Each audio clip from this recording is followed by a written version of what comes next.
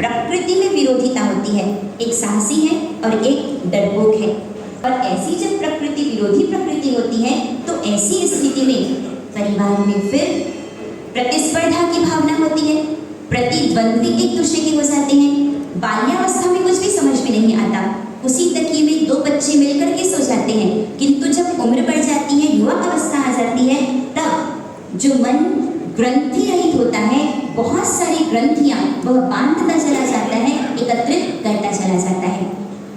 यहाँ पर योग ऐसा बना जैसे गार्डन होता है, अपना फार्म हाउस होता है, वहाँ पर राज बगीचा, जिसे आप कह सकते हैं रॉयल गार्डन, वह राज बगीचा जिसमें जो युवराज हैं अर्थात राजा के छोटे पुत्र हैं, उनका पुत्र युवराज पुत्र वह अपनी जीवन संगतियों के साथ वहाँ पर खेल क्रीड़ा, जब हम गार्डन में जाते हैं तो वहाँ का सिनेरियो, वहाँ की ग्रीनरी जो हमें अट्रैक्ट करती है। बस कुछ ऐसा ही हुआ कि जहाँ पर वो युवराज के पुत्र जो कि खेल खेल रहे हैं, इस दृश्य को किसने देखा? राजपुत्र ने देखा। जो हक मुझे मिलना चाहिए वो हक किसको मिल गया? क्यों? क्योंकि मैं बड़ा हूँ, मैं राजा का पुत्र हूँ। अब देखिए, आज वो अपने आप को राजा का पुत्र मान रहे हैं और उस राजपुत्र होने के कारण अहंकार है, और अहंकार जहाँ होता है उस अहम को ठेस पहुँचती है तो क्या आता है? क्रोध आता है। और वो क्रोध की ज्वाला या प्रतिशोध की ज्वाला, क्रोध की पराकाष्ठा, जिसने जहाँ आज सब कुछ मिला वह सब कुछ छिन जाएगा। वही यहाँ पर आगे कहा जा रहा है। पिताजी से जाकर के कहा गया कि पिताजी, राजा आप हैं तो राजवाटिका किसको मिलनी चाहिए? मुझे मिलनी चाहिए, किंतु वहाँ किसका अधिकार है? अब क्या किया जाए? जो अपने होते हैं उनके प्रति मन ढुल जाता है और पक्षपात, बायस जिसे कहा जाए, वह पार्शियलिटी कर दी जाती है। राजा ने रणभेरी बचाई कि राजा जा रहे हैं युद्ध करने। तब युवराज का पुत्र जिसने कहा कि आप क्यों जाते हैं बड़े पिताजी, मैं स्वयं जाकर के शत्रु को हरा दूंगा। जाते हैं, शत्रु को हरा करके आते हैं, और जब हम बहुत अधिक थक जाते हैं तो रिफ्रेश होने के लिए क्या करते हैं? या तो सीडी प्लेयर या फिर प्रकृति के निकट जो नेचुरल एनवायरनमेंट होता है, तो उससे हमको एक शांति, वहाँ का सिनेरियो, ग्रीनरी, लगता है कि मेंटल रिलीफ मिलता है। युद्ध से लड़कर के वापस जब आते हैं तो वापस उसी राजवाटिका में जहाँ जाकर के उनको नैसर्गिक कहा जाए तो शांति की अनुभूति होती थी, किंतु जैसे ही द्वार पर पहुँचे उन्हें रोक दिया गया कि अब यहाँ पर राजा के पुत्र हैं। उसी क्षण देखिए, ये सच है कि यदि कोई धक्का देना तो शरीर गिर जाता है ये सच? केवल शरीर को धक्का लगता है या मन को भी धक्का लगता है, दिल को भी धक्का लगता है, भावों को भी धक्का लगता है? जैसे शरीर गिर जाता है ना, वैसे मन गिर जाता है, दिल आहत हो जाता है, भाव गिर जाते हैं। आज यदि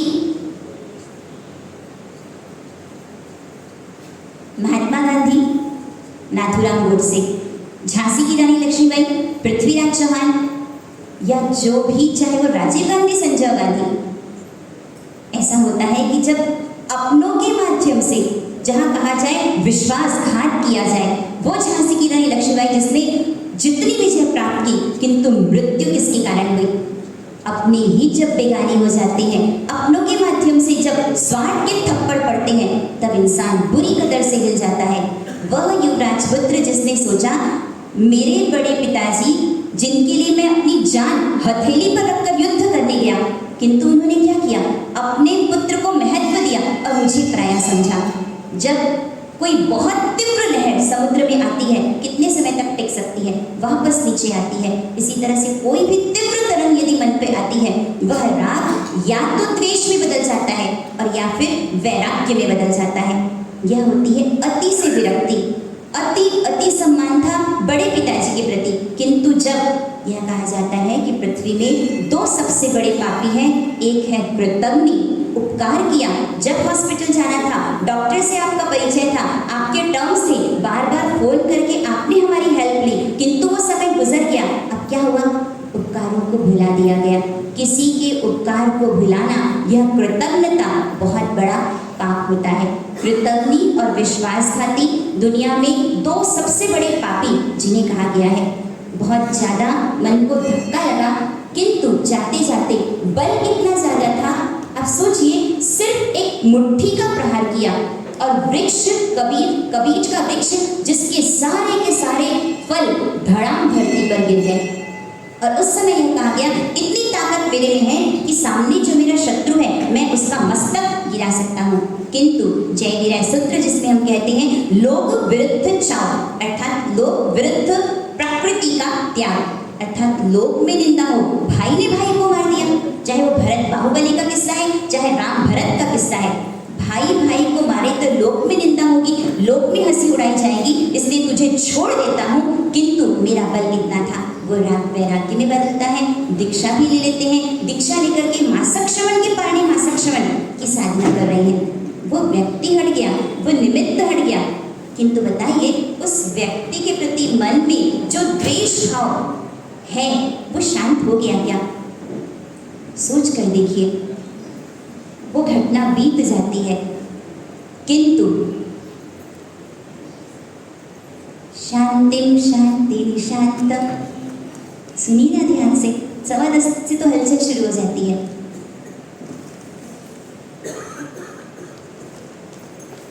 एक प्रसंग, कड़वा प्रसंग जीवन में ऐसा बना कि अपमानित होना पड़ा। वो प्रसंग जिस दिन का था, जिस क्षण का था, किंतु इस तरह से हमारे मस्तिष्क में वो लिखा रहता है जिसको मिटाना बहुत मुश्किल होता है। बहुत अच्छे व्यवहार हैं, मिलते हैं, बातचीत करते हैं, सब करते हैं, किंतु फिर भी अपने मन का, अपने मान कषाय का, अपने अहम का स्वयं विश्लेषण करें कि वो टर्म्स या फिर वो हमारा परस्पर का व्यवहार पहले जैसा खुशनुमा या जीवंत रहता है क्या? मासक श्रवण के पारणे मासक श्रवण कर रहे हैं, और वो राजा का पुत्र जो कि अपने ससुराल आए हुए हैं, मुनि भगवान जो कि आहार के लिए जा रहे हैं, और करीब शरीर जिनका मासक श्रवण है तो शरीर कृश हो गया, और योग ऐसा बना कि एक नव प्रसूता गाय जिसने मुनि को गिरा दिया। और यह दृश्य देखा गया, गवाक्ष में जो बैठे हैं वो राजा के पुत्र जिनके माध्यम से अपमान किया गया था। तब फिर वापस क्या हुआ? अरे कहा गया तुम्हारा बल जिसमें कबीर के वृक्षों को एक मुष्टि के प्रहार से सारे फल तुमने गिरा दिए। दबा हुआ द्वेष, यद्यपि दीक्षित हो गए थे, एक दुख गर्भित दीक्षा होती है और एक ज्ञान गर्भित वैराग्य होता है जिसमें सम्यक ज्ञान आत्मा को लक्ष्य में रखा जाता है। तो ऐसी स्थिति में मान और अपमान दोनों में समान, यह जब स्थिति आती है तब वह ज्ञान गर्भित वैराग्य होता है। यह सच है कि गाय ने शरीर को गिराया, किंतु वास्तविकता है कि केवल शरीर नहीं गिरा, मन गिर गया, विचार गिर गए, भाव गिर गए, और यदि कहा जाए तो आत्मा गिर गई। शरीर तो गिरेगा तो चोट आएगी और शरीर वापस हील हो जाएगा, किंतु आत्मा को हील करने की ताकत इन कल्पसूत्र जी के पन्नों में है। यहाँ पर जब यह शब्द कानों में सुनाई दिया कि कहा गया तुम्हारा बल सिर्फ एक तुमने मुट्ठी के प्रहार से पूरे फलों को गिरा दिया था, उस समय वापस जब कभी आग लग जाती है ना, कोई पैरालिटिकल पेशेंट भी होगा तो दौड़ करके भाग जाएगा, अर्थात सुप्त शक्तियाँ जो जागृत हो जाती हैं। यहाँ पर ऐसा हुआ कि जब यह सुना तो इतना ज़्यादा द्वेष आया, क्रोध में परिणत हुआ कि अपने एक उंगली से उस गाय को उठाया, मस्तक से सींग से पकड़ करके और चारों तरफ घुमा दिया कि आज भी मेरा बल है। अच्छा कार्य तो किया, मासक श्रवण के पारणे मासक श्रवण भी किया, किंतु एक द्वेष रूपी अग्नि जिसने आकर के सब कुछ जला करके राख कर दिया, और उस समय इतना अधिक द्वेष और इतना अधिक क्रोध कि उस समय उन्होंने संकल्प किया कि जो मैंने तप की आराधना की है उसका यदि कुछ फल मिलना हो तो सिर्फ मुझे इतना फल मिले कि मैं तुझे मार कर रहूं। ये भाव किसके हैं? महावीर स्वामी अपनी आत्मकथा लिखना बहुत कठिन है, जिसमें अपने कमजोर पक्षों को क्यों उजागर कर रहे हैं। मैंने जो गलती की, भगवान महावीर फरमा रहे हैं उस गलती को आप मत करना। इसे कहा जाता है नियाणा, अर्थात कोई भी धर्म आराधना की जाती है किंतु उसके बदले में क्या मांगा गया। नाकोड़ा भैरव जाते हैं, मेरा बिजनेस नहीं चल रहा है, मार्केट स्लैक है, पता नहीं क्या हो रहा है कि कुछ भी इंप्रूवमेंट्स, आप मेरी सहायता कीजिए, आप मेरे पार्टनर बन जाइए। भगवान के मंदिर में भी कहा जाए ना तो भिखारी बन करके जाते हैं। जो कुछ नहीं मांगता ना उसे सब कुछ मिलता है, और जो कुछ मांगता है उसे कुछ मिलता है और कुछ नहीं मिलता। परमात्मा जो कि कल्प वृक्ष की तरह है, कहाँ सांसारिक मांग करना। 35 वर्ष की मेरी बेटी हो गई, सगाई का योग संबंध नहीं बन रहा है, 45 वर्ष हो गया किंतु घर में अभी तक कोई इशू नहीं है, ये प्रार्थना भगवान के सामने उसे नियाणा कहा गया। और यह नियाणा किसने किया? स्वयं भगवान महावीर स्वामी की आत्मा ने। मासक श्रवण की पारणी मासक श्रवण करने वाले भगवान महावीर, जो कि 1 करोड़ वर्ष तक चारित्र का पालन किया। आप सोचिए, जो कहा ना 17वां भाव भगवान का सबसे खतरनाक साबित हुआ, जिसमें यह ऐसा संकल्प कि मैं किसी को मारने वाला बनूं। अरे पेमेंट नहीं आ रही है तो आपके अंतराय का उदय है, आपके लाभांतराय का उदय है। सामने वाले व्यक्ति को सुपारी देकर या सामने वाले व्यक्ति के प्रति ये तक भाव आ जाए तो सोचिए, ये हिंसानुबंधी रौद्र ध्यान जो नरक गति का कारण है। और यहाँ से भगवान महावीर कहते हैं कि मेरी आत्मा जो कहाँ गई, चारित्र का पालन किया था, जिसके कारण एक बार उनको देवगति मिली। चारित्र के प्रभाव से देव शरीर मिलता है और उसके बाद फिर 19वें भाव में प्रजापति राजा हैं, मृगावती उनकी रानी हैं, जिनके पुत्र के रूप में होते हैं भगवान महावीर स्वामी त्रिपृष्ठ कुमार के रूप में। उनकी पीठ पर 3 लकीर थी, इसलिए त्रिपृष्ठ कुमार नाम रखा गया। वासुदेव, वे वासुदेव जो कि देखिए, बातचीत ना कीजिए, जो जहां बैठा है, ये आपके घर कोई विवाह का प्रसंग नहीं है कि आने वाले को आप अटेंड करेंगे और उसे विशाख नंदी का जीव, वह जो अपने आप को राजा का पुत्र मान रहा था कि मुझे राजवाटिका मिलनी चाहिए, अब किस रूप में पैदा हुआ? क्रोध की पराकाष्ठा थी, भीतर में प्रतिशोध की ज्वाला थी और सारा राजसी वैभव सब कुछ जल करके राख हो गया और एक गुफा में शेर के रूप में वह पैदा हुआ। हम मानते हैं ना कि आज हम ये हैं, मेरी माँ का अपमान किया, मैं नहीं जाऊंगा उस घर पर। सोचिएगा, अपने अहंकार को टटोलिएगा। अपना सही तरीके से एनालिसिस करना बहुत कठिन है। हम दूसरों का परीक्षण कर जाते हैं, किंतु हमारे भीतर जो अहंकार की चट्टान है, हमको वो चट्टान भी नजर नहीं आती है।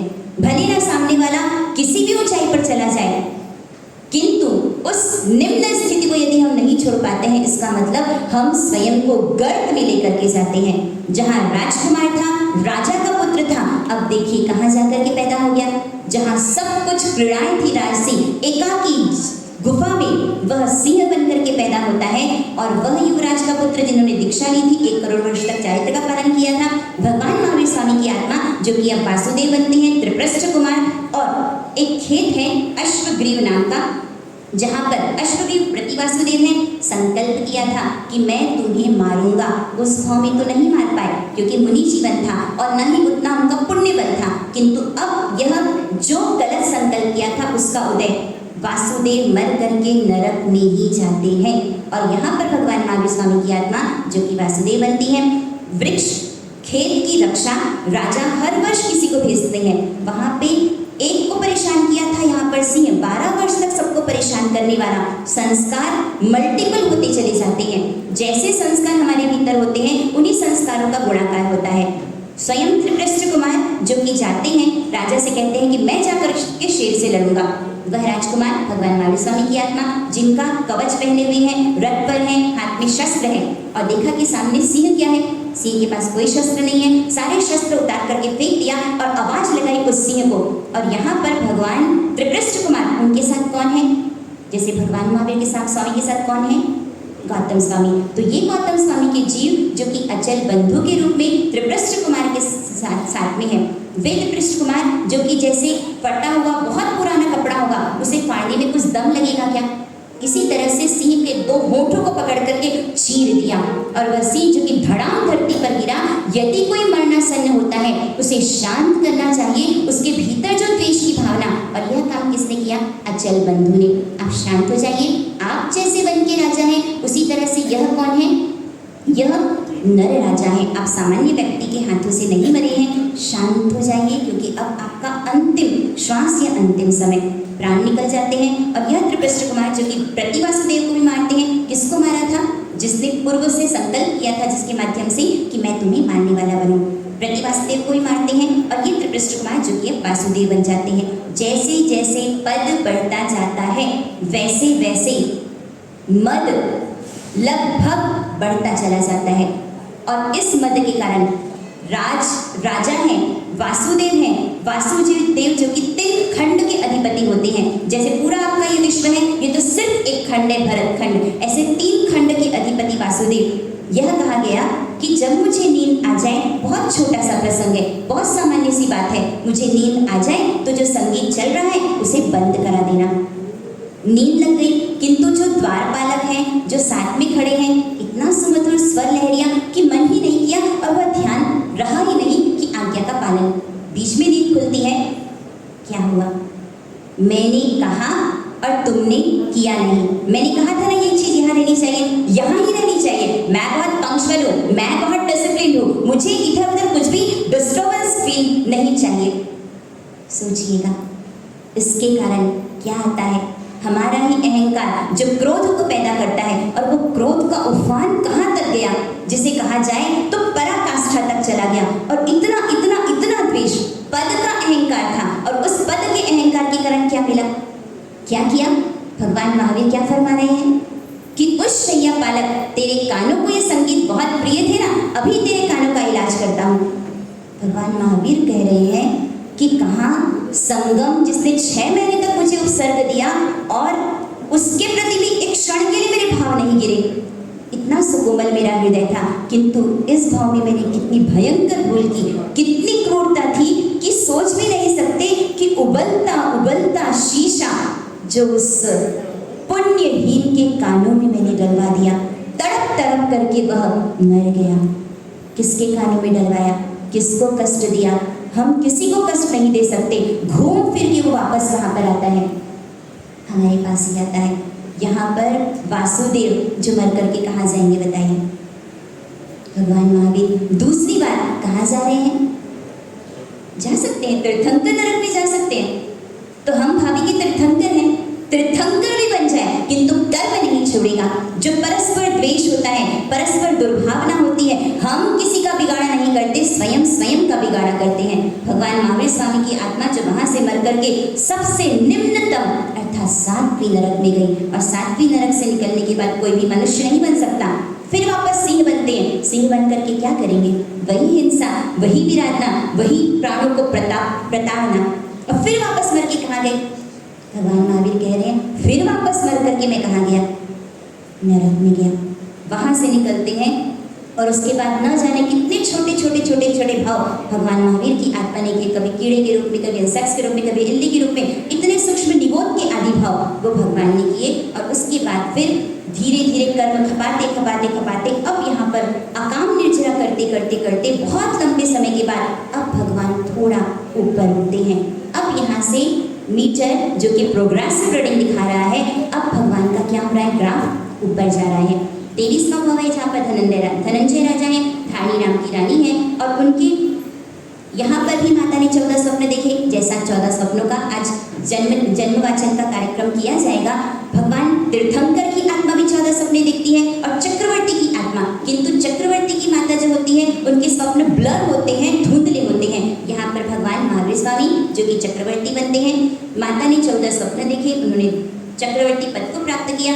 चक्रवर्ती यदि दीक्षा लेते हैं तब तो या तो स्वर्ग में जाते हैं, मोक्ष में, और दीक्षा नहीं लेते तो नियमा उनको नरक में ही जाना होता है। क्योंकि जितना भोग और वैभव और उसमें आकंठ डूबने वाला, आसक्त होने वाला, वह राग का अनुबंध जो कि उनको ले जाकर के प्रीमित्र नाम की चक्रवर्ती हैं, चक्रवर्ती पद को प्राप्त किया। दीक्षा लेकर के 1 करोड़ वर्ष तक उन्होंने चारित्र का पालन किया। और 24वें भाव में भगवान देवलोक पधारते हैं।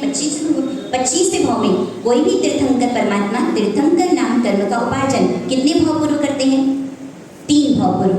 25वें भाव में भगवान बनते हैं नंदन नाम के राजा, और दीक्षा ली, और दीक्षा लेकर के सोचिए भगवान का पुरुषार्थ क्या था? मासक शमन के पारणे मासक शमन कितने वर्षों तक? 1 लाख वर्ष तक भगवान ने मासक श्रवण के पाले मासक श्रवण किया, और यहाँ पर विश्वस्थानक तप की आराधना की, और उस तप की आराधना के माध्यम से तीर्थंकर नाम कर्म का बंध किया। एकाश्ने से विश्वस्थानक तप की आराधना हो सकती है क्या? एंडल से हो सकती है क्या? 28 से विश्वस्थानक तप की आराधना सुलोचना श्रुति माया साहब जिनके पिताजी ने 28 से विश्वस्थानक तप की आराधना अर्थात 428 की, ये सुलोचना श्रुति माया साहब, सुलक्षणा श्रुति माया साहब चेन्नई में जिनका साउथ में जिन्होंने तीर्थ बनवाया है, खरतरगंज के साध्वी जी भगवान, उनके पिताजी ने 28 से विश्वस्थानक, और भगवान ने तो क्या किया? मासक श्रवण से विश्वस्थानक अर्थात 400 मासक श्रवण तो कुछ भी नहीं है।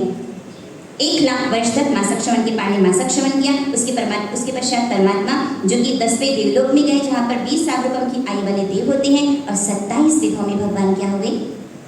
विश्व वंद्य भगवान महावीर हुए। प्रभु परमात्मा भगवान महावीर स्वामी जो कि 3 ज्ञान के सहित मति ज्ञान, शुद्धि ज्ञान, अवधि ज्ञान, देवलोक से चल करके भगवान को कहाँ बधाना चाहिए? कोई भी तीर्थंकर परमात्मा उग्र कुल में ही, उच्च कुल में ही उनका जन्म होता है, किंतु भगवान की आत्मा कहाँ गई? निम्न कुल में, देवानंदा की कुक्षी में। 1,00,000 वर्ष तक मासक श्रवण किया, 1 करोड़ वर्ष तक चारित्र का पालन किया, उसके बावजूद भी नीच गोत्र कर्म का क्षय नहीं हुआ। 82 दिन तक उनको देवानंदा की कुक्षी में रहना पड़ा। तब जाकर के जब कभी कोई भी जीव तीर्थंकर परमात्मा जिनका चयन होता है, तुरंत इंद्र का सिंहासन कंपायमान होता है। किंतु भगवान का निकाचित नीच गोत्र कर्म का उपार्जन किया था, अहंकार किया था, उच्च गोत्र का अहंकार किया था, और क्या मिला? जैसे गिफ्ट देते हैं तो रिटर्न गिफ्ट मिलती है, भगवान को क्या मिला रिटर्न में? किया था ना अहंकार। और क्या अहंकार किया? करके क्या गलती की? मेरे दादा तीर्थंकर, मेरे पिता चक्रवर्ती, और मैं क्या बनूंगा? तीर्थंकर, चक्रवर्ती और वासुदेव, अर्थात तीनों पद का भोक्ता मैं। तो इसमें अहंकार की बात क्या है? ऐसे तो न जाने कितने अहंकार हम कर जाते होंगे।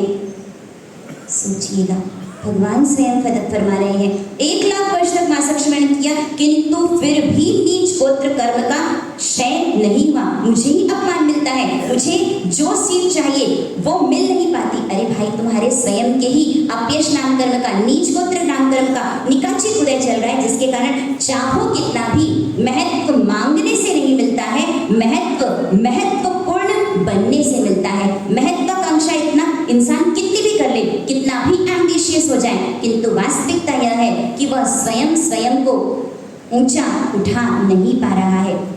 यहाँ पर भगवान महावीर स्वामी जब 82 दिन पूरे होते हैं, तब जाकर के इंद्र का सिंहासन कंपायमान होता है, और वो इंद्र जो कि अवधि ज्ञान से देवानंदा, जिन्होंने 14 स्वप्न देखे, आनंदित होती हैं, ऋषभ दत्त के पास आती हैं और आकर के कहती हैं कि मैंने इस तरह से 14 स्वप्न देखे हैं, इसका क्या फल होगा? तब देवदत्त कहते हैं कि पुत्र लाभ, सुख लाभ, भोग लाभ की आपको प्राप्ति होगी, सुंदर पुत्र रत्न का जन्म होगा जो कि 32 लक्षणों से युक्त होगा, तेजस्वी रूप, लावण्य आदि से पूर्ण, 6 अंगों का वेत्ता, व्याकरण आदि शास्त्रों का ज्ञाता, इस तरह से सर्वश्रेष्ठ पुत्र की तुम्हें प्राप्ति होगी। तुमने उत्तम स्वप्न देखे हैं। वह मन सुन करके आनंदित होती हैं और पुनः अपने स्थान पर चली जाती है। यहाँ पर पहली वासना पूर्ण होती है। दूसरी वासना जिसमें इंद्र का वर्णन किया जा रहा है, कहाँ भगवान महावीर स्वामी का वर्णन चल रहा था, अब इंद्र का वर्णन इसलिए किया जा रहा है कि इंद्र का इतना वैभव है, और ऐसे 64 इंद्र जो कि भगवान की सेवा में, तो भगवान कैसे होंगे? अर्थात भगवान के महत्व को बताने के लिए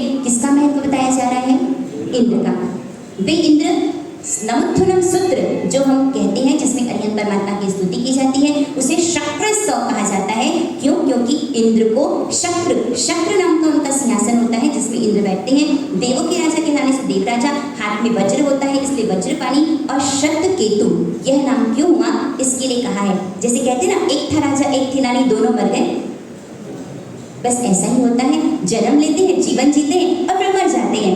पर कोई हंसकर विदा होता है, कोई रोकर विदा होता है, किंतु कीमत उसकी होती है जो कुछ बनकर विदा होता है। मिल जाता है मनुष्य जीवन, किंतु कुछ ही चुनिंदा ऐसे होते हैं जो अपने मनुष्य जीवन को सार्थक कर पाते हैं।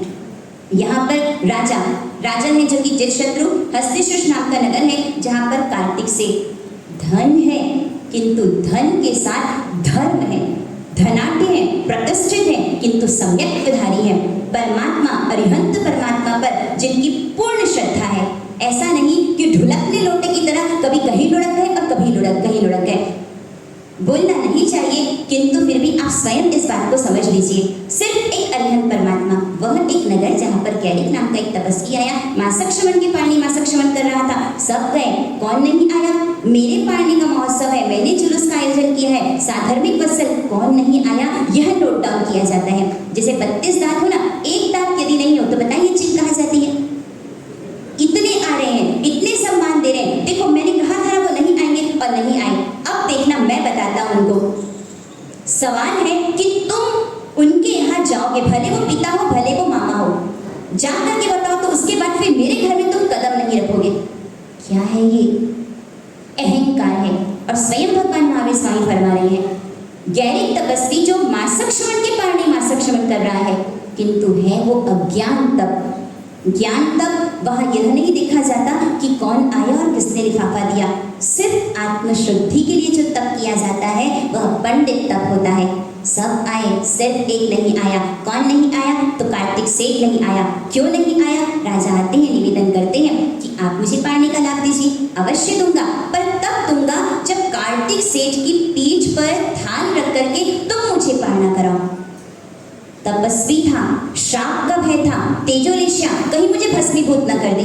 बेचारे कार्तिक सेठ जो अरिहंत परमात्मा के ही चरणों में जिनका मस्तक झुकता था, किंतु राजा की आज्ञा थी, वैसा करना पड़ा। जैसे अपने पोते पोती के लिए लकड़ी की काठी काठी का घोड़ा बन जाते हैं, यहाँ क्या हुआ?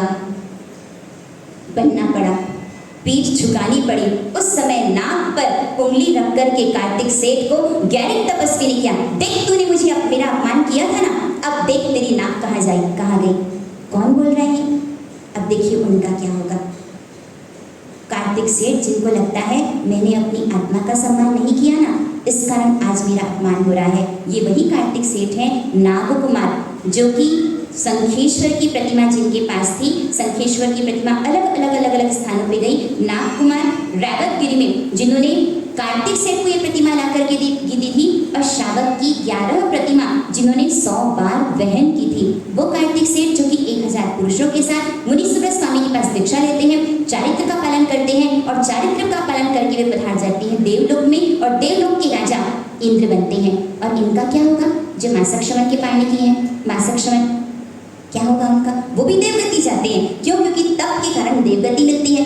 भूखे रहेंगे तो उसका लाभ मिलेगा ना। देवगति तो पहुंच गए, पर क्या बने? जैसे एक नरेंद्र जी मोदी हैं और एक उनके रखवाली करने वाला उनका अल्सेशियन डॉग है, बस ऐसा ही हुआ। जो ज्ञान तप जिन्होंने किया वो कार्तिक सेठ बनते हैं इंद्र। 64,000 देवता जिनकी सेवा में है, और यह तपस्वी जो मासक श्रवण के पारणी मासक श्रवण गए, देवलोक में गए, पर बने क्या? जैसे अपने घर में कुत्ते के रूप में पैदा हो जाए, उसी तरह से देवलोक में तो गए, पर ऐरावण नाम के हाथी के रूप में। यह भाव था ना, तूने मेरी नाक कटाई, अब क्या हुआ तेरा? क्या होती है हाथी की नाक? कैसी होती है? रगड़ खाती है धरती पर। जिस नाक का अहंकार किया था मैं तपस्वी और तुम नहीं आई, क्या हुआ? अब अपनी पीठ पर किसे बिछाना पड़ेगा? अपमान किया था, वापस अपमान किसके पास लौट करके आया? लाइफ इज एन इको, जीवन प्रतिध्वनि है। हम जो दूसरों को देते हैं वही लौट करके हमारे पास आता है। अब यहाँ पर इंद्र जिनका वाहन ऐरावण हाथी, और उस पर इंद्र आकर के किंतु भाग जाता है हाथी। क्यों? क्योंकि जाते स्मरण अवधि ज्ञान होता है। उस अवधि ज्ञान के माध्यम से जान लिया कि मैंने इसका अपमान किया था, भागता है। इंद्र की ताकत ज्यादा है, इंद्र पकड़ करके हाथी पर बैठ जाता है। हाथी के 2 रूप बनाता है, इंद्र भी 2 रूप, 4, 4, 8, 10, किंतु फिर एक मुष्टि का प्रहार करता है कि तुमने कर्म बांधा, देख तूने मेरा अपमान किया था, क्या हुआ, क्या मिला? हम किसी का अपमान नहीं करते, वास्तव में स्वयं का अपमान करते हैं, और जानते ही नहीं कि मैं कौन हूँ। भगवान तुल्य आत्मा, आत्म सत्ता एक रूप है जो हम फेरी देते हुए करते हैं, वास्तव में वही परमात्मा सत्ता, भगवत सत्ता, वही आत्मा मैं हूँ। उस रूप का परिचय नहीं होता, इसलिए हम मान अपमान के घेरे में स्वयं को त्रस्त और ध्वस्त कर जाते हैं। यहाँ पर ऐरावण हाथी, आप सोचिए, जब हम घुड़सवारी करते हैं, जब तांगे वाला व्यक्ति जो हमको ढोकर के लेकर के जाता है, पालीताना जाते हैं, 1000 रुपए भंडार में डाल देंगे, किंतु 10 रुपए के लिए हो सकता है कि उस तांगे वाले से रक्षक होगी। है ये सच? अरे वो जीव दया नहीं है क्या? ले भाई तू 10 रुपए ज्यादा ले लेना, किंतु एक में 4 और एक में 4 सवारी, ताकि इसे अति भार, अति वजन नहीं उठाना पड़े। जब किसी का कर्जा लिया जाता है, कर्जा वापस नहीं दिया जाता, दबा लिया जाता है पैसा, 25 लाख, 1 करोड़, 5 करोड़, शास्त्र कहता है उसे बैल बन करके, घोड़े बन करके वापस ब्याज के साथ उसको कर्ज चुकाना पड़ेगा। वह मालिक पैसा लेने वाला जो उसकी पीठ पर सवार होकर के उसे त्रास देकर के, यातना देकर के, पीड़ा देकर के सारा का सारा कर्जा, शारीरिक, मानसिक और आर्थिक, तीनों रूपों से वो कर्जा वसूला जाएगा। नियत बिगड़ती है तो नियति भी बिगड़ती है। यहाँ पर ऐरावत हाथी जो कि अब इंद्र का, जिन्होंने पूरे जीवन देवगति मिली किंतु गुलामी करनी पड़ी, वह ऐरावत हाथी यहाँ पर कार्तिक सेठ के भाव में, ये कार्तिक सेठ जिन्होंने 100 अभिग्रह धारण किए थे, इसलिए इंद्र का नाम वास्तव में परिचय चल रहा है इंद्र का। उनका नाम शतकेतु होता है, 500 मंत्री होते हैं इसलिए उन्हें सहस्त्राक्ष भी कहा जाता है। मघवा उनके सेवक है इसलिए मघवा। इस तरह से इंद्र, हम जब कभी महापूजन होता है आपने सुना होगा दक्षिणार्ध भरत क्षेत्रे, अर्थात हम कहाँ पर हैं, दक्षिण भरत क्षेत्र में हैं। 32 लाख विमानों के स्वामी कौन है, इंद्र। ऐरावत जिनका हाथी है, निर्मल वस्त्र के धारक, महारथी, महाकीर्तिवान और 84,000 देव जिनके सेवा में है, ऐसे इंद्र किनकी सेवा में जाते हैं, भगवान महावीर स्वामी की सेवा में। वे इंद्र जिनकी 8 इंद्राणियां हैं, रिद्धि समृद्धि से परिपूर्ण है। जब पता चलता है कि भगवान महावीर स्वामी चुपचुपी गर्भ में अवतरित हो चुके हैं, 82 दिन बीतने के बाद फिर सिंहासन कंपायमान होता है। 7-8 डग आगे जो हम नमोत्थनम सूत्र का पाठ करते हैं, सर्वप्रथम नमोत्थनम सूत्र से वंदना कौन करते हैं, स्वयं इंद्र। पूर्व दिशा में जहाँ पर भगवान विराजमान है, 7-8 डग आगे आकर के बायां घोड़े की जयना करके फिर वो नमोत्थनम सूत्र जिसके माध्यम से भगवान की स्तुति करते हैं। नमोत्थनमयं तारकवन्दनमयूरं तुथ्यं स्वयं संवदनं प्रसुतवनं प्रसस्यनं प्रसुपुण्डर्यनं पुरुषवर्गन्धन्तिनं लोकोत्तमनं लोकरां लोकनीयं लोकपरिवारं लोकपच्चवनं अभयदेनं जुक्पदेनं मुकदेनं सरन्दिनं पुज्जीवदेनं बुहिदेनं धम्मदेनं धम्मदेशं धम्मनायकं धम्मसारं धम्मवर्चरं चक्रवर्तिनं दिवोत्तारं शरणं वैपैठा अप्पडियमनं संधानं कीटशमनं चिन्नं चरणं तन्ननं तरणं विधानं वैनं तानं वरं सपनं सौदर्शनं शिवमेनं वरुणं खेम भवपुण्डवति स्थितिनां कीर्तां संपत्तानं नमो शरणं भयानं। अरिहंत परमात्मा की स्तुति जो कि इंद्र इस तरीके से कह रहे हैं, नमोत्थनम नमस्कार हो अरिहंतानम भगवंतानम। अरिहंत परमात्मा, अरि का मतलब होता है शत्रु, वास्तव में शत्रु कोई नहीं होता। हमारे भीतर जो द्वेष और ईर्ष्या की भावना, वही वास्तविक हमारे शत्रु होते हैं। उन शत्रुओं का जिन्होंने नाश किया वो अरिहंत परमात्मा। लक्ष्मी ऐश्वर्य भग का मतलब होता है, इसको जो धारण करने वाले भगवान कहलाते हैं। आई गणनम अर्थात धर्म की आदि करने वाले होते हैं। तीर्थंकर चतुर्वेद संघ की स्थापना करने वाले। स्वयं सबुद्ध, उन्हें किसी से उपदेश की प्राप्ति नहीं होती, वो स्वयं के गुरु होते हैं। पुरुषोत्तमनम, पुरुषों में उत्तम, पुरुषों में सिंह के समान, पुरुषों में पुंडरीक कमल के समान, पुरुषों में श्रेष्ठ गंध हस्ती के समान, लोक में उत्तम, लोक के नाथ, लोक का हित करने वाले, लोक में प्रदीप और प्रद्योत करने वाले, नेत्र बोधि धर्म के नायक, ऐसे अरिहंत परमात्मा जिनकी स्तुति इंद्र कर रहे हैं। और अंतिम जो शब्द आया धर्म सारथी, अर्थात यदि हम कहीं डिस्ट्रैक्टेड हो जाएं तो भगवान क्या बन जाते हैं हमारे लिए, सारथी के रूप में। जैसे सारथी रथ को सही मार्ग पर लेकर के जाता है, तो यहाँ पर भगवान को धम्म साहिनम क्यों कहा गया, इसके लिए कहा जाता है राजवीर नाम की नगरी है, श्रेणी राजा धारणी रानी, और धारणी रानी को यह दोहला उत्पन्न होता है कि रेनी सीजन हो, रमझम बारिश बरस रही हो, मेघ गरज रहा हो, इस तरह से ऐसा जब स्थान हो तो वहाँ में वर्षा के सुख का आस्वादन करूं, किंतु इच्छा पूरी नहीं हो पाती। आप बताइए, खाना खाते हैं तो भी शरीर हृष्ट पुष्ट होता है, या मन यदि मूड ऑफ होता है, इच्छा पूरी नहीं हो पा रही है, जिसके कारण गर्भवती रानी जो कि दुबली होती चली जा रही हैं, तो पूछा गया आखिर बात क्या है।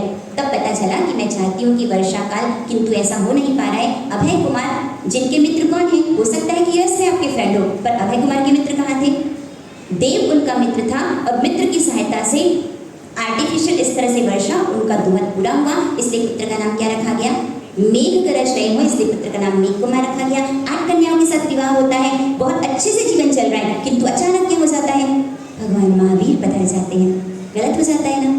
भगवान आएंगे तो क्या हो जाएगा, सारा का सारा राज वैभव क्या हो जाएगा, छूट जाएगा। भगवान महावीर उनकी देशना को सुना तो मेघ कुमार को क्या हो गया, वैराग्य। 8 जिनकी रानियां हैं, किंतु उन सबको छोड़ करके वो दीक्षित हो जाते हैं। दीक्षा लेने के बाद जो सबसे छोटा साधु है उसे कहाँ स्थान मिलेगा, सबसे अंतिम। रात्रि में मुनि भगवत आ रहे हैं, जा रहे हैं, किसी के पैर का टल्ला लग रहा है, धूल उड़ रही है, कहाँ मखमली शैया थी मेरी, मैं कहाँ पर राजसी सुखों को भोग कर रहा था, और कहाँ आकर के मेरा जन्म हो गया। हम सिर्फ वर्तमान में पुण्य के उदय से जो हमको प्राप्त होता है उसी से ही अपना आकलन करते हैं। सुबह जाऊंगा भगवान के पास, और ये जो मुझे रजोवरण मिला भगवान को सौंपूंगा, मैं तो चला जाऊंगा, मेरे से ऐसे अपमान सहन नहीं होगा। जाते हैं सुबह। एक उनकी अच्छी बात थी कि यदि ध्यान से सुनिएगा, कभी घर से भागना हो ना तो एक बार मम्मी को बता करके भागना कि मम्मी मैं जा रही हूँ। जाने वाले थे पर क्या अच्छाई थी, भगवान को बता करके जाऊंगा, और बोलना भी नहीं पड़ा। क्या हुआ, हमें डर गए, घबरा गए, इतनी जल्दी मन गिर गया, सोचो तुम क्या थे। अब यहाँ पर भगवान महावीर स्वामी जो उनका पूर्व भाव बता रहे हैं कि पूर्व भाव में तुम 1000 हाथियों का परिवार था, सुमीर नाम के सफेद हाथी थे, आग लग गई जंगल में जिसके कारण तुम भागे, दलदल में फंस गए, तो दूसरे शत्रु हाथी ने तुम पर आक्रमण किया, 7 दिन तक तड़प तड़प करके फिर तुम्हारी मृत्यु हुई, फिर वापस तुम हाथी के रूप में जन्म लिए, जहाँ यहाँ पर 700 हथनियाँ थी, मीरूप्रभ नाम के लाल हाथी थे। अब पहले जो आग लगी थी अब वो जहन में बस गई, जाते स्मरण ज्ञान हुआ कि आग लगने से इस तरह से मैं मरा था। तो अब यहाँ पर हाथी जिसने क्या किया, हरियाली होगी तो आग लगेगी, इसलिए जंगल की पूरी हरियाली को क्या कर दिया, हाइड्रा था, जेसीबी थी, किसी प्रकार का इस तरह का कोई इंस्ट्रूमेंट था, वह हाथी जिसने सूंड से उखाड़ करके एक योजन लगभग होता है 12 किलोमीटर, सोचिए 12 किलोमीटर किसे कहा जाता है, इतनी जगह को उन्होंने साफ किया। किसके लिए किया? उस हाथी के लिए कितनी जगह चाहिए होती है, थी मुश्किल से 10 बाय 10, किंतु मैं सुखी रहूं, सबको स्थान मिले, सबको क्यों ना थोड़ा आगे आ जाइए, ताकि पीछे बैठने को जिनको मौका मिलता है ना तो साथ में बातें भी करने मिल जाती है। हमारे सर के सामने बैठेंगे तो थोड़ी सी टीचर से डांट पड़ जाएगी, थोड़ा आगे आ जाइए, सबको स्थान मिल जाएगा। यहाँ पर 1 योजन भूमि अर्थात लगभग 12 किलोमीटर पूरी तरह से साफ किया, ताकि जंगल में जब आग लगे मैं तो बचूं किंतु मेरे साथ क्या हो जाए, सभी बच जाए। और वास्तव में ऐसा हुआ, गर्मी का समय था, आग लग गई, सब दौड़ करके भाग करके कहाँ आ गए, अरे मेरा कार्यक्रम है, मेरी बोली है, तुमने कैसे हाथ लगाया, मैंने अपना आसन बिछा करके गया था, उसे हटाने की तुमने कैसे हिम्मत की, पंखे के नीचे मुझे चाहिए, यदि हम कहीं जा रहे हैं ना बस में तो खिड़की के पास की जगह किसको चाहिए, अरे तुम रुमाल कल को कुतुब मीनार में ले जाके रख दोगे, कुतुब मीनार तुम्हारा हो जाएगा क्या। मैंने जंगल पूरा साफ किया और क्या हुआ, सबके सब आकर के बैठ गए और मेरे लिए जगह नहीं बची। उस हाथी को गुस्सा आया, सोचो हाथी ज्यादा अच्छा है कि हम ज्यादा अच्छे हैं। क्या कहते हैं भगवान के सामने जाकर के, क्या प्रार्थना करते हैं, सुखी रहे सब जीव जगत के, पर होता क्या है, अच्छा है ना भैया उसको कुर्सी मिल गई, कोई बात नहीं, अपन किसी और को कैसे और एडजस्ट कर लेंगे, बहुत कठिन होता है। इसीलिए परमात्मा ने फरमाया है स्वार्थ त्याग की कठिन तपस्या। हाँ, जैसे कहा जाए रोटी छोड़ना फिर आसान है, किंतु अपने स्वार्थ को छोड़ना बहुत कठिन होता है। इंसान कहीं न कहीं जाकर के अपने लिए अपनों के लिए सेल्फिश हो जाता है और जिसके कारण फिर वह पक्षपाती कहलाता है। यहाँ पर हाथी जिसने जगह नहीं मिली, छोटी सी जगह ढूंढ ढांढ करके जाकर के चुपचाप खड़ा हो गया, कान में आई खुजली, कैसे खुजलाएगा, हमारे पास तो उंगली है, कल हमने सुना था ना, हमारा शरीर सीधा है किंतु मन कैसा है, बोलिए आप, कैसा है मन, वक्रजड़ तो हमारे साथ आपको कहा गया था ना महावीर स्वामी के साधु साध्वी कि शावक शाविका भी है, शावक शाविका भी है, वक्र अर्थात टेढ़ी बुद्धि के। यहाँ पर शरीर कैसा मिला है हमको, हम बहुत इजीली अपने कान खुजला सकते हैं, हाथी क्या करेगा बेचारा, पैर उठाया कान को पर खुजला ही नहीं पा रहा है। और इतने में देखा तो इतनी सी जगह थी, वहां पे भी कौन आ गया, नन्हा सा खरगोश, छोटा सा। अब क्या करेगा हाथी, यदि हाथी पैर रखेगा, हाथी का वजन कितना, बेचारे की तो शायद चक्की बन जाएगी। हाथी ने पैर नीचे नहीं रखा, 3 दिन तक 3 रात तक अधर खड़ा रहा। शैम्पू से जब बाल वॉश करते हैं, सोचिए क्या होता है, जब कोई शैम्पू मार्केट में लॉन्च होता है किस तरह से होता है, जब उसका प्रोडक्शन होता है खरगोश की आंखों पर उसका प्रयोग किया जाता है और न जाने कितने खरगोश अंधे होते हैं। कभी दिल में ये संवेदना जागृत होती है कि हम जो इसका उपयोग कर रहे हैं इसका रिजल्ट क्या आएगा। सोचिएगा, दर्शनावर्णी कर्म के उदय के कारण आंखों में चश्मे लगते हैं, आंखों में पैरालिसिस का अटैक आता है, सुनकर के दंग रहे कि आंख में इसका अटैक, और जब पता चला कि आंख में इंजेक्शन डलवाना पड़ता है तो लगा कितनी भयंकर वेदना। इस वेदना को देता कौन है, मेरे बाल रेशमी दिखने चाहिए या सबको अट्रैक्ट करने चाहिए, पर आप सोचिए इसका भविष्य में असाता वेदनी के रूप में किस तरह से उदय आएगा। एक नन्हे से खरगोश की रक्षा करने के लिए 3 दिन तक अधर खड़े रहे और धड़ाम धरती पर गिरे, पर ये भाव नहीं आया कि कहाँ खरगोश तूने मुझे इतना परेशान किया। अच्छा कार्य करके यदि पछतावा किया जाता है तो आई हुई लक्ष्मी क्या चली हो जाती है, अरे मैंने क्यों बोली ले ली, वो लेता उसका पैसा निकलता, अरे लाभ मिला ये तो भाव कीजिए आप। यहाँ पर वह हाथी कौन कह रहा है, मेघ, जब मुनि भगवान जिनके चरणों की रज जिसे तो मस्तक पर लगाया जाता है और तुम घबरा गए। सोचो तुम क्या थे, आज तुम अपने आप को राजकुमार मान रहे हो, कल क्या थे, हाथी थे, आग में जल करके राख हुए थे। हम वर्तमान में जो मनुष्य पर्याय मिली है उसे ही मानते हैं, किंतु कल भी कुछ थे और कल भी कुछ होंगे, और वह क्या होंगे, जैसा हमारा वर्तमान का भाव जगत है उसके अनुसार हमको आने वाला भाव मिलेगा। मेघ कुमार जिनको जाते स्मरण ज्ञान से पूरी पिक्चर आंखों के सामने दिख रही है, जैसे हम मूवी देखते हैं, सिनेमा देखते हैं, एक बार कभी किसी जाते स्मरण ज्ञान हो जाए और अपना पूर्व भाव देखें ये सारी हरकतें हमारी शांत हो जाएंगी और आत्मा हमारे लक्ष्य में आ जाएगी। यहाँ पर वह मेघ कुमार जो संकल्प करते हैं कि सिवाय नेत्र की शुश्रूषा के अलावा मैं अब किसी भी अंग की सेवा शुश्रूषा नहीं करूंगा, चाणक्य का पालन करके अनुत्तर देवलोक में जाते हैं और वहां से भविष्य में वो मोक्ष को प्राप्त करेंगे। धर्म और चौवन चक्रवर्ती अर्थात श्रेष्ठ चक्र से 4 गतियों का नाश करने वाले, मोक्ष को प्राप्त करने वाले, अप्रतिहत ज्ञान दर्शन चारित्र को धारण करने वाले, जीनानाम चार्यानम अर्थात स्वयं तीर्थंकर दूसरों को राग द्वेष का क्षय करने वाले, मुक्त होने वाले। इस तरह से इंद्र नमोत्थनम सूत्र से भगवान महावीर की स्तुति की। नमस्कार भगवान महावीर स्वामी को जो कि देवानंद की कुक्षी में विराजमान है, आपको नमस्कार है। और नमस्कार करने वाले कौन है? स्वयं इंद्र, जो कि नमोत्थनम सूत्र से भगवान महावीर की वंदना कर रहे हैं। और उनके मन में ये विचार आता है कि भगवान महावीर की आत्मा जो कि तीर्थंकर है अभी कहाँ पर है? कहाँ पर है भगवान महावीर की आत्मा? अभी देवानंदा की कुक्षी में। आज तक न ऐसा हुआ है न होगा कि तीर्थंकर परमात्मा की आत्मा, वह भी नीच गोत्र में, यह तो संभव ही नहीं है। उस समय इंद्र सोचते हैं अनंत उत्सर्पणी अवसर्पणी के बाद हुंडा अवसर्पणी, हुंडा का मतलब अत्यंत निंदनीय अवसर्पणी, और वो कौन सी है? अभी जो चल रही है ऐसी हुंडा अर्थात अत्यंत निंदनीय अवसर्पणी कहलाता है, जिसमें कुछ ऐसी घटनाएं जो नहीं होनी चाहिए ऐसी घटनाएं घटित होती है।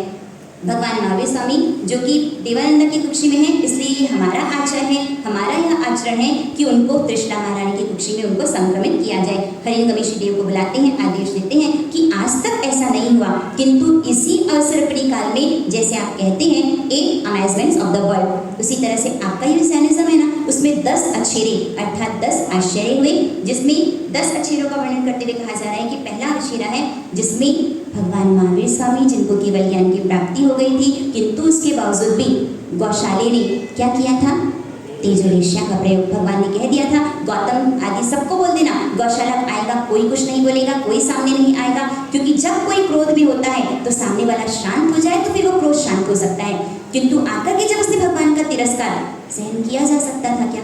सुनक्षत्र और सर्वानुभूति आते हैं, उस समय तेजोलेश्या फेंक दी गई और वो जल करके भगवान के सामने राख हो गए और वहां से वो देवलोक में जाते हैं। अब भगवान महावीर फरमाते हैं गौशालक तुम वही तो हो, क्यों अपने आप को छिपाते हो? किंतु भगवान की सच्ची बात भी वह स्वीकार नहीं कर पाया और कैसा भयंकर विनाश वाले विपरीत बुद्धि कि भगवान पर ही उसने क्या कर दिया? तेजोलेश्या का उपयोग किया।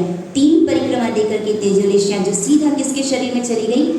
गौशालक के शरीर में। 7 दिन तक गौशालक तड़पता रहा। अब जिसने मुझे परेशान किया, क्या करना चाहिए? टेट फॉर टेट, जैसे को तैसा, उसके साथ भी वैसा ही होना चाहिए।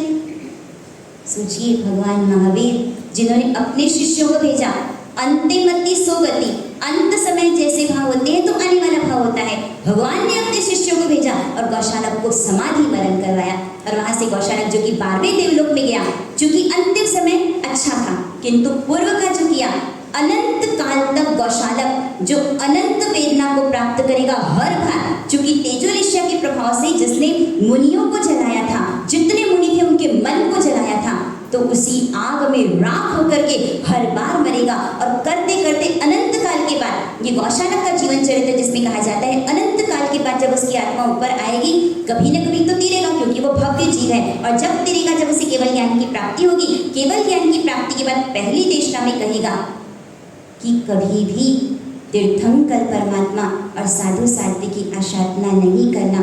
मैंने किया जिसके कारण अनंत काल तक मैं संसार में भटकता रहा। ऐसा भयंकर पाप बांधना बहुत आसान है, हंस हंस बांधे प्राणी कर्म रोए न छूटे।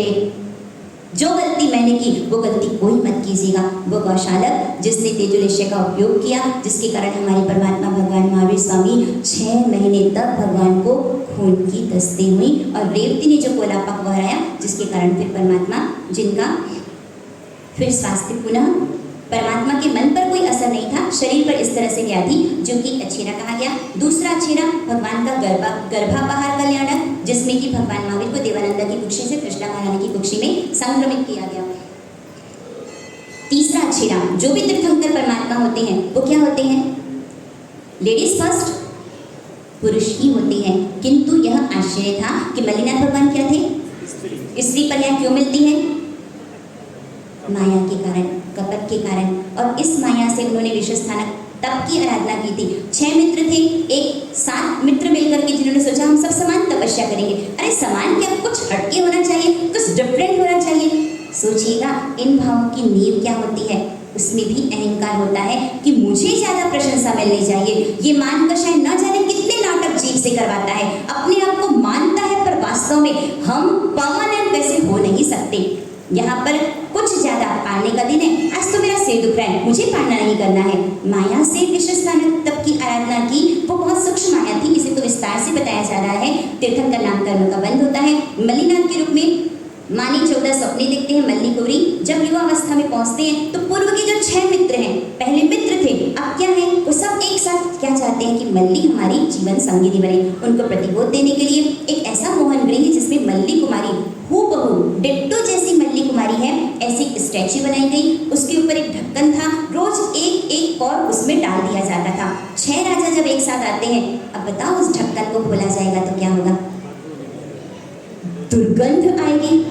हाड़ मास में देह यह तामे ऐसी प्रीति, तैसी जो श्री राम में होती क्यों भवभीति। जैसे एक चुने पत्थर का मकान है, ये शरीर क्या है वास्तव में, हाड़ मज्जा और हड्डी, इसी का तो मकान है। जिस शरीर पर राग करता है और उसी शरीर को दिखाने के लिए न जाने किस तरह के पोस्ट अपलोड किए जाते हैं और उसमें लाइक्स की कामना होती है, और यह भी भूल जाते हैं कि किस जैन समाज से हम बिलोंग करते हैं। क्या हमारी संस्कृति है जहाँ विजय सेठ विजया सेठानी, जिनको पालना कराना 84,000 मुनियों को पालना कराने के इक्विवेलेंट, एक पर एक पवित्रता की पराकाष्ठा थी, और हम कहाँ जा रहे हैं आगे होकर के यदि किसी को भिखारी बनाना, और वो भी मंदिर में, उपाश्रय में, धर्म सभा में।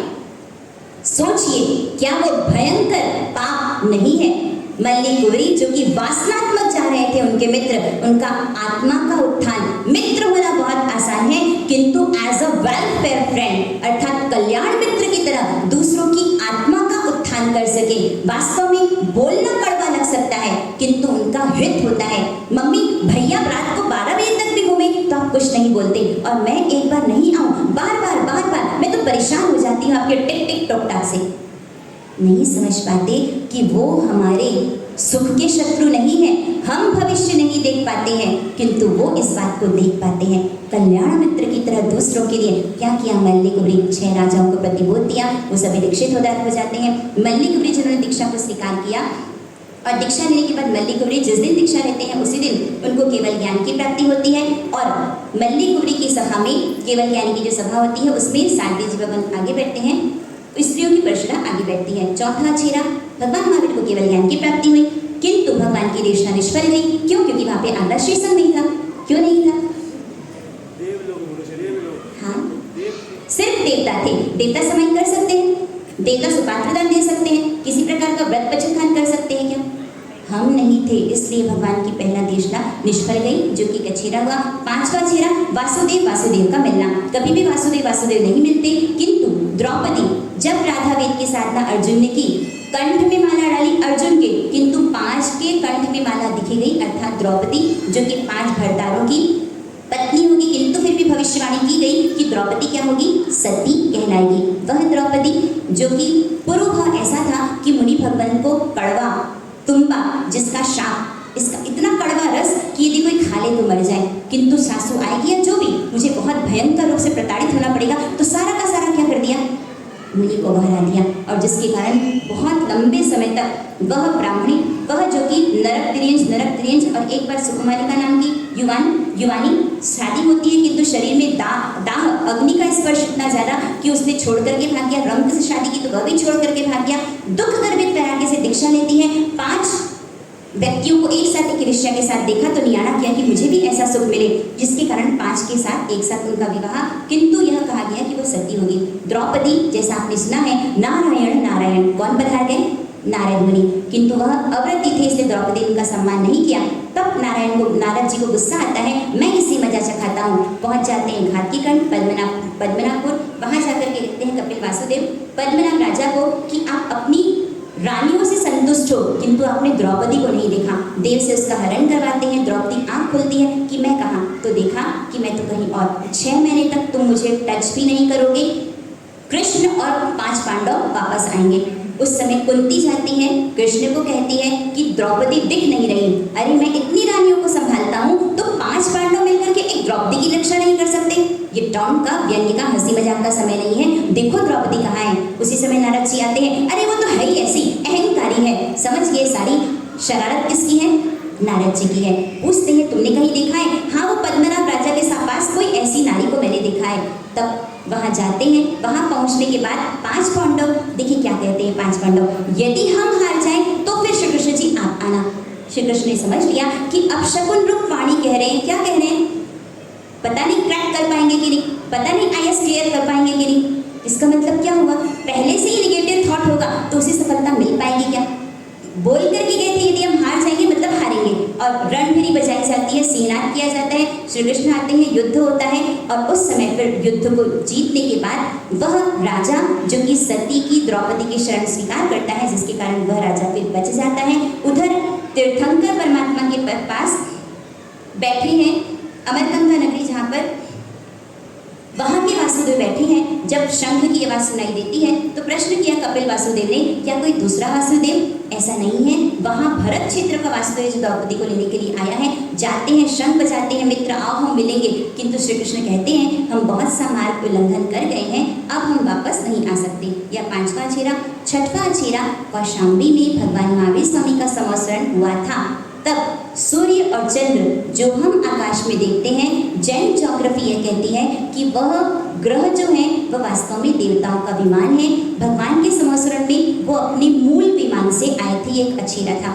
कभी भी देवता अपने मूल विमान से नहीं आते, वैक्री विमान के माध्यम से वो यहाँ पर आते हैं। 7वां अछेरा यह हुआ कि कोई भी युगलिक मर करके वह देवगति में ही जाता है, किंतु उस युगलिक के प्रति द्वेष था, इनको मांस खिलाना, इनको सुरापान कराना, जिसके कारण वो मर के नरक में गए। यह एक अछेरा। 8वां अछेरा चमरेंद्र का उपपात। चमरेंद्र के सिर पर होता है इंद्र का पैर, जिससे उसे क्रोध आया। उसने बदला लेने के लिए युद्ध करने की तैयारी की। तब इंद्र अपना वज्र फेंकते हैं, किंतु वज्र जाता है सीधा किसके पास?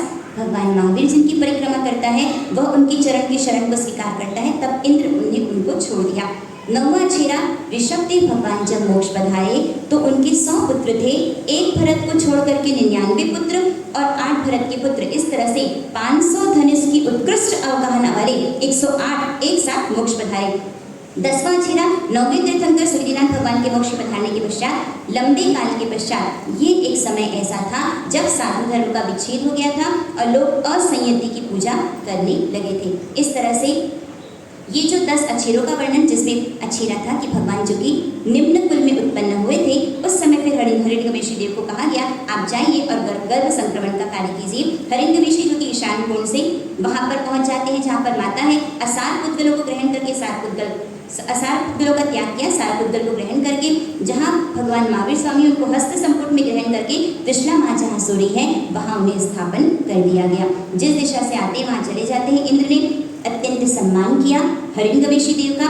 83 दिन बीतने के बाद आशोच कृष्ण तेरस के दिन उत्तरा फाल्गुनी नक्षत्र के प्राप्त होने पर, चंद्र योग के आने पर भगवान का गर्भ का संक्रमण हुआ। उस रात्रि में देवानंदा ब्राह्मणी, जिन्होंने यह देखा कि तृष्णा महारानी ने मेरे 14 सपनों को चुरा लिया है।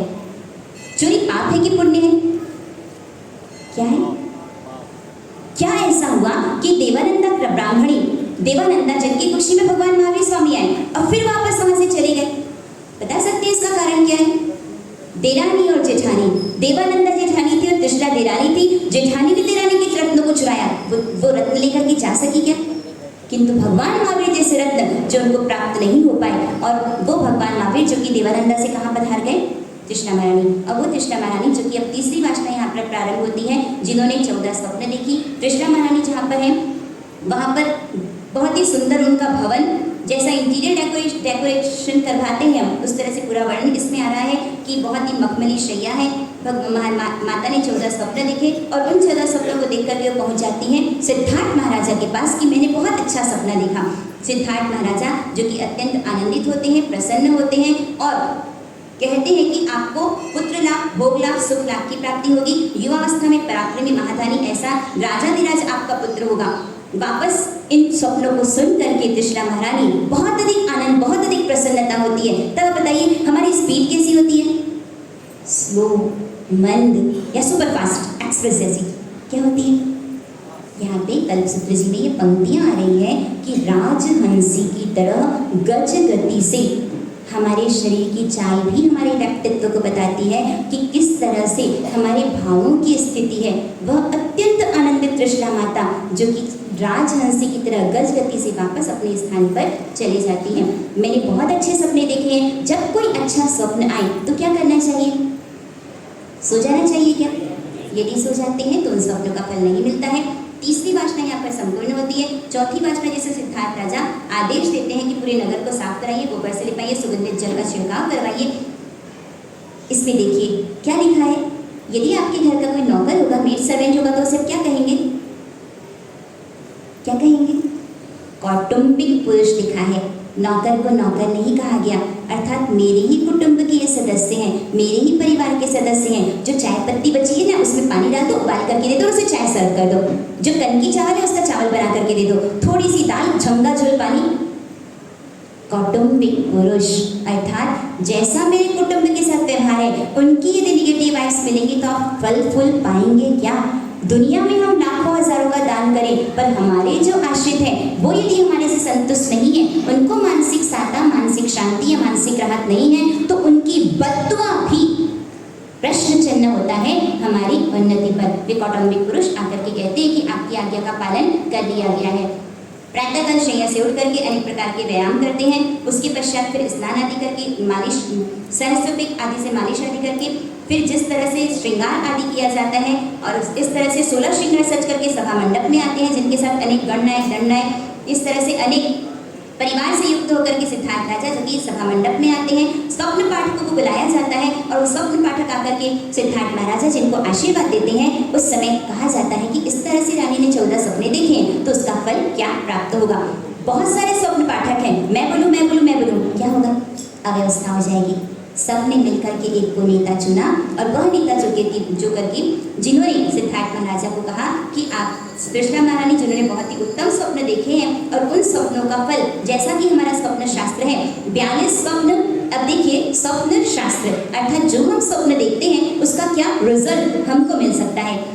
42 स्वप्न जो कि सामान्य फल वाले होते हैं, 30 स्वप्न जो कि महाफलदायक होते हैं। इस तरह से स्वप्न शास्त्र में 72 स्वप्नों का अधिकार है। तीर्थंकर और चक्रवर्ती की माता कितने सपने देखती हैं?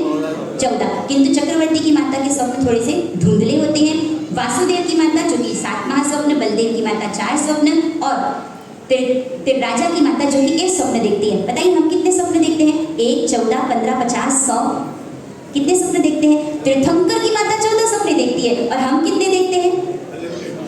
हाँ, तो क्या बनेंगे हम?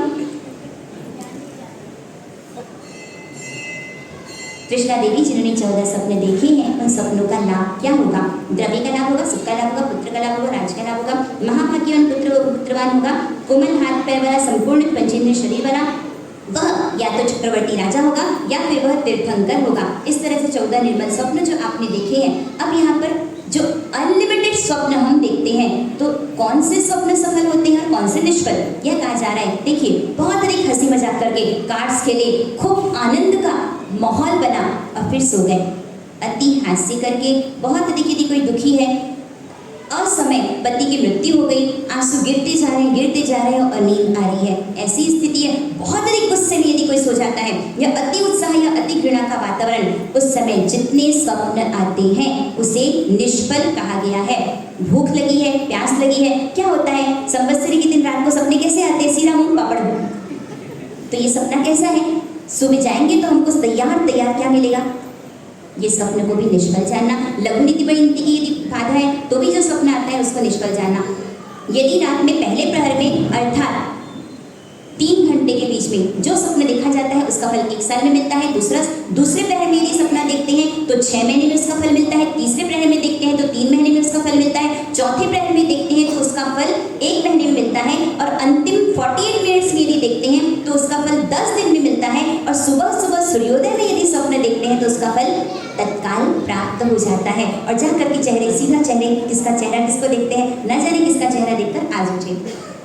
9 प्रकार के स्वप्न मनुष्य को आते हैं, जिसमें वापस यह कहा जा रहा है कि कोई कार्य जिसका आपने अनुभव किया वो स्वप्न क्या होगा? निष्फल जाता है। कोई बात आपकी सुनी हुई है, देखी हुई है, कफ पित्त या वायु के विकार से जो स्वप्न देखा जाता है उसे भी निष्फल जाता है, बहुत अधिक टेंशन में है और ऐसे समय कोई आया, रेत पड़ गई, इस तरह का जो स्वप्न देखा जाता है वह सब क्या है? क्या सही में आ जाएगा कि इनकम टैक्स ऑफिसर, हे भगवान पता नहीं क्या हो जाएगा, मैंने देखा समुद्र उसमें डूब रहा हूँ, हाथी देखा जिसने मुझे उठा करके पटक दिया। आप चिंता में जब सोते हैं और इस तरह के स्वप्न आते हैं तो क्या कहा जा रहा है? वास्तव में ऐसा हो जाएगा? अरे बाप रे, मैंने तो ऐसा सपना देखा, अब तो अच्छा काम आज तो शुरुआत नहीं करेंगे, आज तो शगुन बिगड़ गया। वास्तविकता यह है हमारी चिंता, टेंशन, स्ट्रेस, एंजाइटी जिसके कारण फिर ये सारे स्वप्न स्पष्ट कहा जा रहा है कि वो स्वप्न क्या जानना?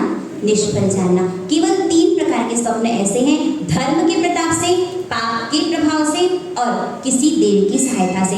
लगातार 21 का आपने जाप किया, अखंड 21 का जाप किया और स्वप्न में देखा कि मालपुरा दादा गुरुदेव के चरण और गुरुदेव का मुझे आशीर्वाद। धर्म के प्रभाव से या देव की सहायता से मैंने देखा कि एक नाग जो पूरी तरह से फन फैला करके बैठा था। महाराज साहब, ऐसा स्वप्न देखा तो उसका क्या फल होगा? अब बताइए, जब कोई बुरा सपना आएगा तो आप क्या करेंगे? क्या करना चाहिए? और कोई अच्छा सपना है तो क्या करना चाहिए फिर? मैंने एक सपना देखा जिसमें चांद जो मेरे घर में मुंह में प्रवेश कर गया और जाकर के बताया तो ब्राह्मण ने कहा कि तुम्हें ना वो चांद जैसी गोल गोल रोटी खाने को मिल जाएगी और सही में भिक्षा में उसको रोटी मिल गई। और दूसरा व्यक्ति जिसने सपना देखा कि मैंने चांद को मुंह में प्रवेश करते हुए देखा और गुरु महाराज से कहा तो गुरु महाराज ने फरमाया कि चांद जैसा तेजस्वी पुत्र रत्न की आपको प्राप्ति होगी। आशय यह है कि कोई भी शुभ स्वप्न जिसे सामान्य व्यक्ति को नहीं बताया जाता, कोई नहीं हो तो परमात्मा के समक्ष निवेदन किया जाता है या फिर गुरु महाराज या फिर कोई उच्च व्यक्ति जिसको बताया जाता है उसके अनुसार फिर स्वप्न का फल प्राप्त होता है। यदि बुरा सपना आता है, पहले यदि बुरा सपना आया, बाद में अच्छा सपना आया तो फल किसका मिलेगा? अच्छे सपने का। पहले अच्छा सपना आया और बाद में बुरा सपना आया तो फल किसका मिलेगा? इसीलिए कहा जाता है कि बुरा सपना आए तो सो जाइए, कोई अच्छा सपना आ जाएगा तो अच्छा फल मिल जाएगा। पर यदि कोई अच्छा सपना आता है उसके बाद इसलिए नहीं सोते तो उसके अच्छे सपने का फल हमको प्राप्त हो जाए। स्वप्न शास्त्र के माध्यम से 14 महास्वप्नों का अर्थ सुन करके राजा संतुष्ट होते हैं और जिन स्वप्न पाठकों ने अर्थ बताया उनको अलंकार आदि देकर के उन्हें संतुष्ट किया जाता है। और पर्दे में जहाँ पर त्रिशला महारानी उनसे आकर के कहते हैं कि आपको एक योग्य पुत्र रत्न जो कि पूरी पृथ्वी का कल्याण करेगा, ऐसे पुत्र रत्न की आपको प्राप्ति होगी। जब भगवान महावीर स्वामी का दूसरा नाम क्या है? क्यों रखा गया वर्धमान कुमार? सायरा, समायरा, अनायरा, नसन, चिंटू पिंटू, पता नहीं कैसे नाम रखे जाते हैं। यहाँ पे गुण निष्पन्न वर्धमान कुमार नाम का अपना विशिष्ट महत्व होता है। केवल एक हम तीर्थ रायपुर में पूज्य गुरु ऋषि की प्रेरणा से निर्मित कुमारपाल भाई से कहा गया कि नागपुर के ट्रस्टी उनका नाम हटा दिया जाए क्या? वो आते तो है नहीं। कुमारपाल भाई ने कहा इनके नाम का अपना पुण्य है, इनके नाम को भले वो ना आए किंतु उनके नाम का मत हटाइए। हर व्यक्ति का अपना एक विशिष्ट पुण्य होता है। हमको लगता है कॉलर ऊंची करके कहते हैं कि मैं हूं तो काम चलता है, हम नहीं समझ पाते केवल आपकी मेहनत से घर में पैसा नहीं आता। नारी घर की लक्ष्मी होती है, वो जितनी आराधना करती है पुरुष उतनी आराधना नहीं करता है। आपका पुरुषार्थ होता है, नारी का पुण्य होता है, तब जाकर के घर में लक्ष्मी का योग बनता है। यहाँ पर जिस तरह से भगवान महावीर स्वामी जब गर्भ में पधारते हैं, इंद्र ने आज्ञा दी हिरण्यकशिपु देव को जिन्होंने गर्भ का संक्रमण किया और तिर्यक त्र्यंबक देव जहाँ जहाँ पहले ऐसा होता था, आज तो बैंक में जमा किया जाता है किंतु पहले जमीन में गाड़ दिया जाता था और वो व्यक्ति मर जाता था तो क्या होगा फिर उस पैसे का, उस धन का? जहाँ जहाँ इस तरह से गड़ा हुआ धन है जिसका भी कोई स्वामी नहीं है, सब तरफ से उस सब धन को लाकर के कहाँ भर दिया गया? सिद्धार्थ महाराजा जो कि कहते हैं त्रिशला महारानी से अभी तो पुत्र ने जन्म नहीं लिया है, चारों तरफ धन धान्य की अभिवृद्धि ही अभिवृद्धि। गाय जितना दूध देती थी 6 गुना दूध ज्यादा, फल जितने आते थे और अधिक अपरिमित अगणित, सब तरफ अभिवृद्धि अभिवृद्धि दिखाई दे रही है। इसलिए जब पुत्र का जन्म होगा तो उसका नाम क्या रखा जाएगा? अरे मोमेडन नाम क्या जैन नाम की कमी है? सायरा, समायरा ये क्या इंगित करते हैं? आप सोचिए। कहा जाता है कि भारत ना नकलची बंदर है, नकल में जिसकी अलगल, फटी जींस का फैशन है वो कर लो, ऋतिक रोशन ने जो किया वो कर लो। कहाँ अच्छे खासे जैनी शादी करने जाते थे तो क्लीन शेव होता था और अब क्या होता है? जो आपको मिले, जो सुपर डुपर हिट फिल्म में आपको मिले, जो प्रियंका चोपड़ा ने किया वह क्या करना है? पहले अपनी संस्कृति, अपने संस्कार, एक सात्विकता, एक डिसेंसी, एक एटिकेट, मैनरिज्म, वह सब क्या हो जाता है? कहाँ फटे हुए चिथड़े लगे हुए कपड़े नहीं पहने जाते थे। और क्या है, जितनी ब्रांडेड जींस होगी वो कैसी होगी, और वही सबसे ज्यादा क्या होगी, नकलची बंदर। नहीं बोले तो ज्यादा अच्छा है। क्या नाम रखा गया भगवान का? गुण निष्पन्न वर्धमान कुमार। वर्धमान साड़ी सेंटर, अर्थात वर्धमान ही वर्धमान, सब कुछ बढ़ते ही बढ़ते चला जाएगा। वे वर्धमान कुमार जब भगवान महावीर स्वामी गर्भ में थे, भगवान ने सोचा जब गर्भ हिलता है माँ को पीड़ा होती है, माँ की वेदना का विचार कहाँ किया भगवान महावीर स्वामी ने? कैसे माँ का दिल तोड़ सकते हैं? आप बताइए, सर्वोपरि उपकार आप पर किसका है? भूल जाते हैं हम, ये सच्चाई है।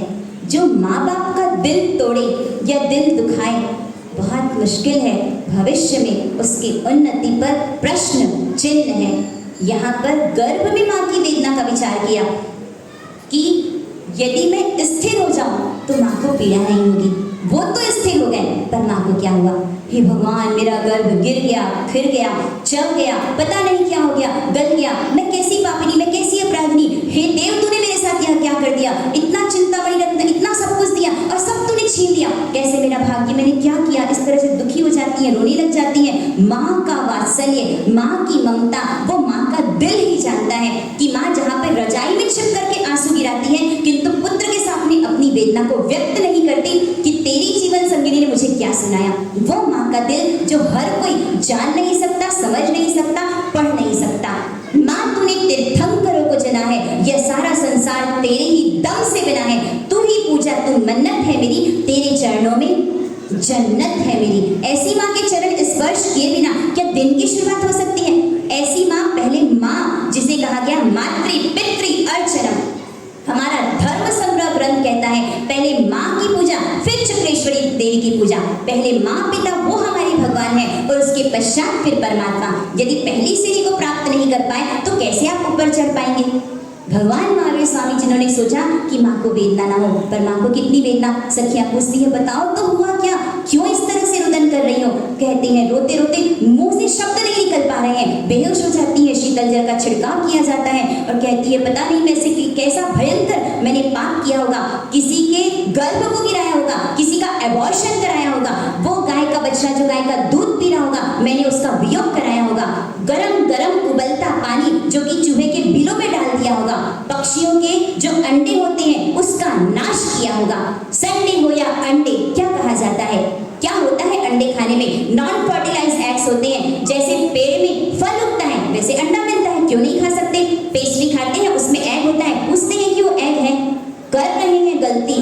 हमने देखा 17 साल तक जब पुत्र की प्राप्ति नहीं हुई, घर में कोई आंगन में फूल नहीं खिला, उसकी पीड़ा, उसकी वेदना वो जो सहता है वो जानता है। पर उसका कारण क्या है? अपनी वासना, अपने विकार, जिसको शांत करने के लिए न जाने किस तरह से जैनी एबॉर्शन करा सकते हैं। जहाँ एक चींटी को नहीं मारा जाता, गर्भ में वो पंचेंद्रिय प्राणी, अभी तो उसकी हार्ट बीट नहीं सुनाई दे रही, तो क्या वो पंचेंद्रिय नहीं है? भविष्य में आकर के एक वो नन्हा मुन्ना प्राणी नहीं बनेगा? गर्भ शिशु कहता है, श्री कृष्ण आपने कहा था कि जब जब पृथ्वी पर अपराध बढ़ेगा आप आकर के रक्षा करेंगे, क्यों नहीं करते? कैंची से काट दिया जाता है, काली थैली में पैक करके उसे नाली में फेंक दिया जाता है। सोचिए कितने भयंकर, निकाचित और दुख होता है जैनी ये काम कर रहे हैं। आकर के कहते हैं हमारे साथ तीसरी लड़की थी और मैंने क्या करी? अब बांझ का कलंक आता है, चाहे तो भी पुत्र की प्राप्ति नहीं होती, पुत्र का जन्म हो जाए। ये कौन कह रहा है? हम कह रहे हैं, ये कल्पसूत्र जी के पन्ने कह रहे हैं। और ऐसा भयंकर का पाप, पूत सपूत तो क्या संतन संचय। एक बेटा होता है वो भी अलग रहता है, सोचा था कि बेटा होगा तो सब कुछ अच्छा होगा, क्या मिला? और पूत कपूत तो क्या धन संचय। बेटा क्या और बेटी क्या, बेटी को लक्ष्मी मान करके बधाया जाना चाहिए। वो बेटी भी अंतिम वृद्धावस्था में वही हमारे काम आएगी। ये जो हमारी दृष्टि है, जिसे कहा जाए सामाजिक दृष्टि, अरे तेरी 4 लड़कियां हैं, अरे तो आपको कौन सा उनका पेट पालना पड़ रहा है? कैसी हल्की हमारी दृष्टि होती है, कैसा हमारा भाव जगत होता है। पंचेंद्रिय जीव का घात रो रही है तृष्णा माता, मेरे गर्भ को क्या हो गया। और उस समय फिर पूरे राज्य में शोक व्याप्त हो जाता है, सब तरफ ऐसी स्थिति है, कोई नृत्य नहीं, कोई गान नहीं, सब किसी प्रकार की मिठाई आदि कुछ भी नहीं। उन क्षणों में भगवान महावीर स्वामी, जिनको ऐसा एहसास होता है कि मैंने तो माता पिता के, माँ के सुख के लिए किया, किंतु देखो माँ की ममता कैसी होती है। आपकी माँ यदि बिस्तर पर आ जाए, क्या करेंगे आप? ले आएंगे 10,000 रुपए, 20,000 रुपए की नर्स हायर कर लेंगे, वो माँ की लैंड पास साफ करें। हम बच्चे थे तो हमारी सफाई किसने की? वो माँ का पैर नहीं दबा सकते। मुझे तो इतनी प्रसन्नता हुई, आपके ही आगरा का एक युवक जिसने कहा पैर में 9 बोल्ट, पैर में लोहे की प्लेट डली हुई एक्सीडेंट के बाद, इतना पैरों में दर्द, और मेरा नियम है मम्मी पापा दोनों के पैर, और पैर दबाते ही मेरे पैर का दर्द गायब हो जाता है। अपनी प्रशंसा करने के लिए नहीं, ये सच में मेरा अनुभव है कि वास्तव में ऐसा होता है। अरे माता पिता की सेवा नहीं करेंगे तो किसकी सेवा करेंगे? भगवान कहते हैं लायक नहीं हो तुम मेरे पास आने के लिए। साधु साध्वी और भगवान ये तो आगे की चीज है। पहला परिवार धर्म होता है। परिवार में यदि हम अपने माँ अपने पिता अनाथालय में चले जाए, वृद्धाश्रम में चले जाए, एक मसौदे की तरह, एक पोछे कपड़े की तरह उनको एक कोठरी में दे दिया जाए, हमारे लिए फर्स्ट क्लास बंगला होना चाहिए, और एक किराए में माता पिता नहीं है कुछ भी हमारे यहाँ ऐसा। आपका आगरा शीशम बहुत अच्छा है, किंतु फिर भी सोचिएगा कहीं यदि छोटी सी भी गलती होती है, छोटा सा भी, उसे उसी समय समाप्त कर दिया जाए, छोटा सा नासुर उसी समय यदि काट करके फेंक दिया जाए तो वो वृद्धि को प्राप्त नहीं होता। सबसे पहला है परिवार धर्म। सोचते हैं भगवान महावीर कि कैसी मेरी माँ और कैसी मेरी माँ का दिल। यहाँ पर वे परमात्मा भगवान महावीर स्वामी जिन्होंने गर्भ में संकल्प किया, पूरे विश्व के इतिहास में सिर्फ एक ही उदाहरण है, किसका है? याद कीजिए अपनी माँ को और 2 मिनट अपनी आंखों को गीला कीजिए, उसके चरणों का प्रक्षालन कीजिए तो आपके पाप धुल जाएंगे। सर्वोपरि उपकार माँ का ही होता है, पिता तो बाद में होते हैं जो उसे संभालते हैं। आज यदि 3 किलो का थैला उठाना होगा ना तो लगेगा कि ये भार है। माँ ने क्या किया? 9 माह तक, और कभी माँ ने कहा पूरी रात मुझे जगाता है, दिन सोवनिया रात जगनिया, कभी ऐसा कहा माँ ने? और ऐसी माँ का दिल तोड़ सकते हैं, और ऐसा यदि दिल तोड़ा जाए तो दुख होता है बोलते हुए कि दिल की यदि बीमारी होती है तो क्यों होती है। अपनी आंखों से मैंने देखा जिस माँ और पिता के ऊपर बोलने में भी संकोच होता है, हाथ उठता था, आज शादी के बाद उसकी पत्नी को कैंसर डायग्नोज हुआ। कहा जाता है ना कि यहाँ का फल यही मिल जाता है, अति उग्र पुण्य पापानम इहैव फलम अश्नुते। माता और पिता वो ही हमारे लिए कहा जाए ना तो परमात्मा है, और ऐसे परमात्मा स्वरूप परमात्मा भगवान महावीर स्वामी जिन्होंने क्या किया? गर्भ में संकल्प किया कि कभी भी माता पिता को पीड़ा हो, कष्ट हो, ऐसा कोई कार्य नहीं करूँगा। आज आप सोचिए यदि कोई दीक्षा लेता है, दिल को कितना कड़ा करना होता है। जिनको पूरे जीवन लाडो प्यारों से पाला, हमको लगता है हो जाती है दीक्षा, ऐसे नहीं होती दीक्षा। इकलौता पुत्र होता है, कर सकते हैं कि शासन को समर्पित? नहीं कर सकते, भले एक्सीडेंट हो जाए, कुछ भी हो जाए, पर धर्म, ये क्या अभी से रात्रि भोजन छोड़ दिया, ये क्या अभी से जमीकन छोड़ दिया, कहते हैं कि नहीं करते, ये धर्म कर्म हमारे यहाँ नहीं चलेगा। कहा जाता है शासन को समर्पित करने वाले माता पिता का दिल, उनका कलेजा, माँ की ममता, माँ का वात्सल्य, जो माँ 9 महीने की पीड़ा को सहन करती है वही जानती है कि पुत्र के प्रति उसका दिल, उसका वात्सल्य कैसा होता है। यहाँ पर भगवान महावीर स्वामी जो कि गर्भ में संकल्प करते हैं कि ओ माँ, ओ माँ, ओ माँ,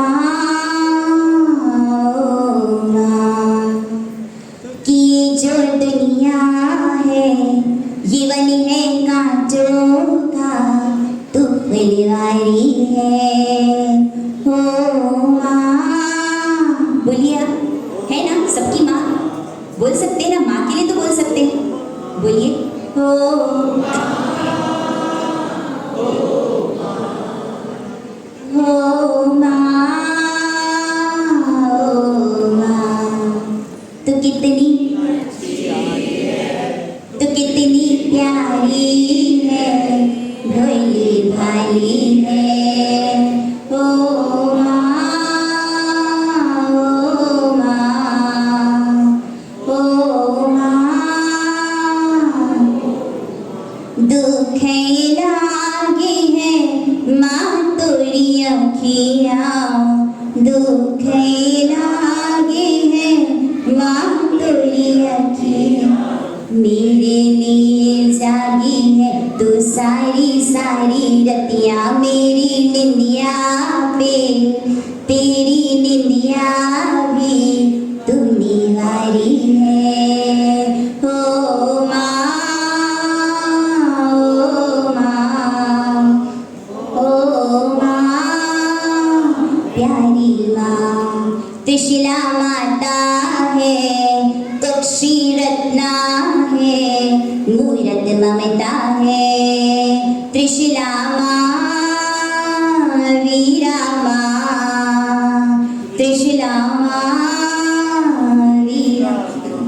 गए रही जबी माता के वीरा, सही न गई उनसे माता की पीड़ा। हिलना छोड़ा डुलना छोड़ा माता हित महावीरा, माँ घबराई तब सुध बुध खोई तब क्यों नहीं हिलता है वीरा मेरे, वीरा मेरे, वीरा मेरे महावीरा। तू कितनी अच्छी है, तू कितनी प्यारी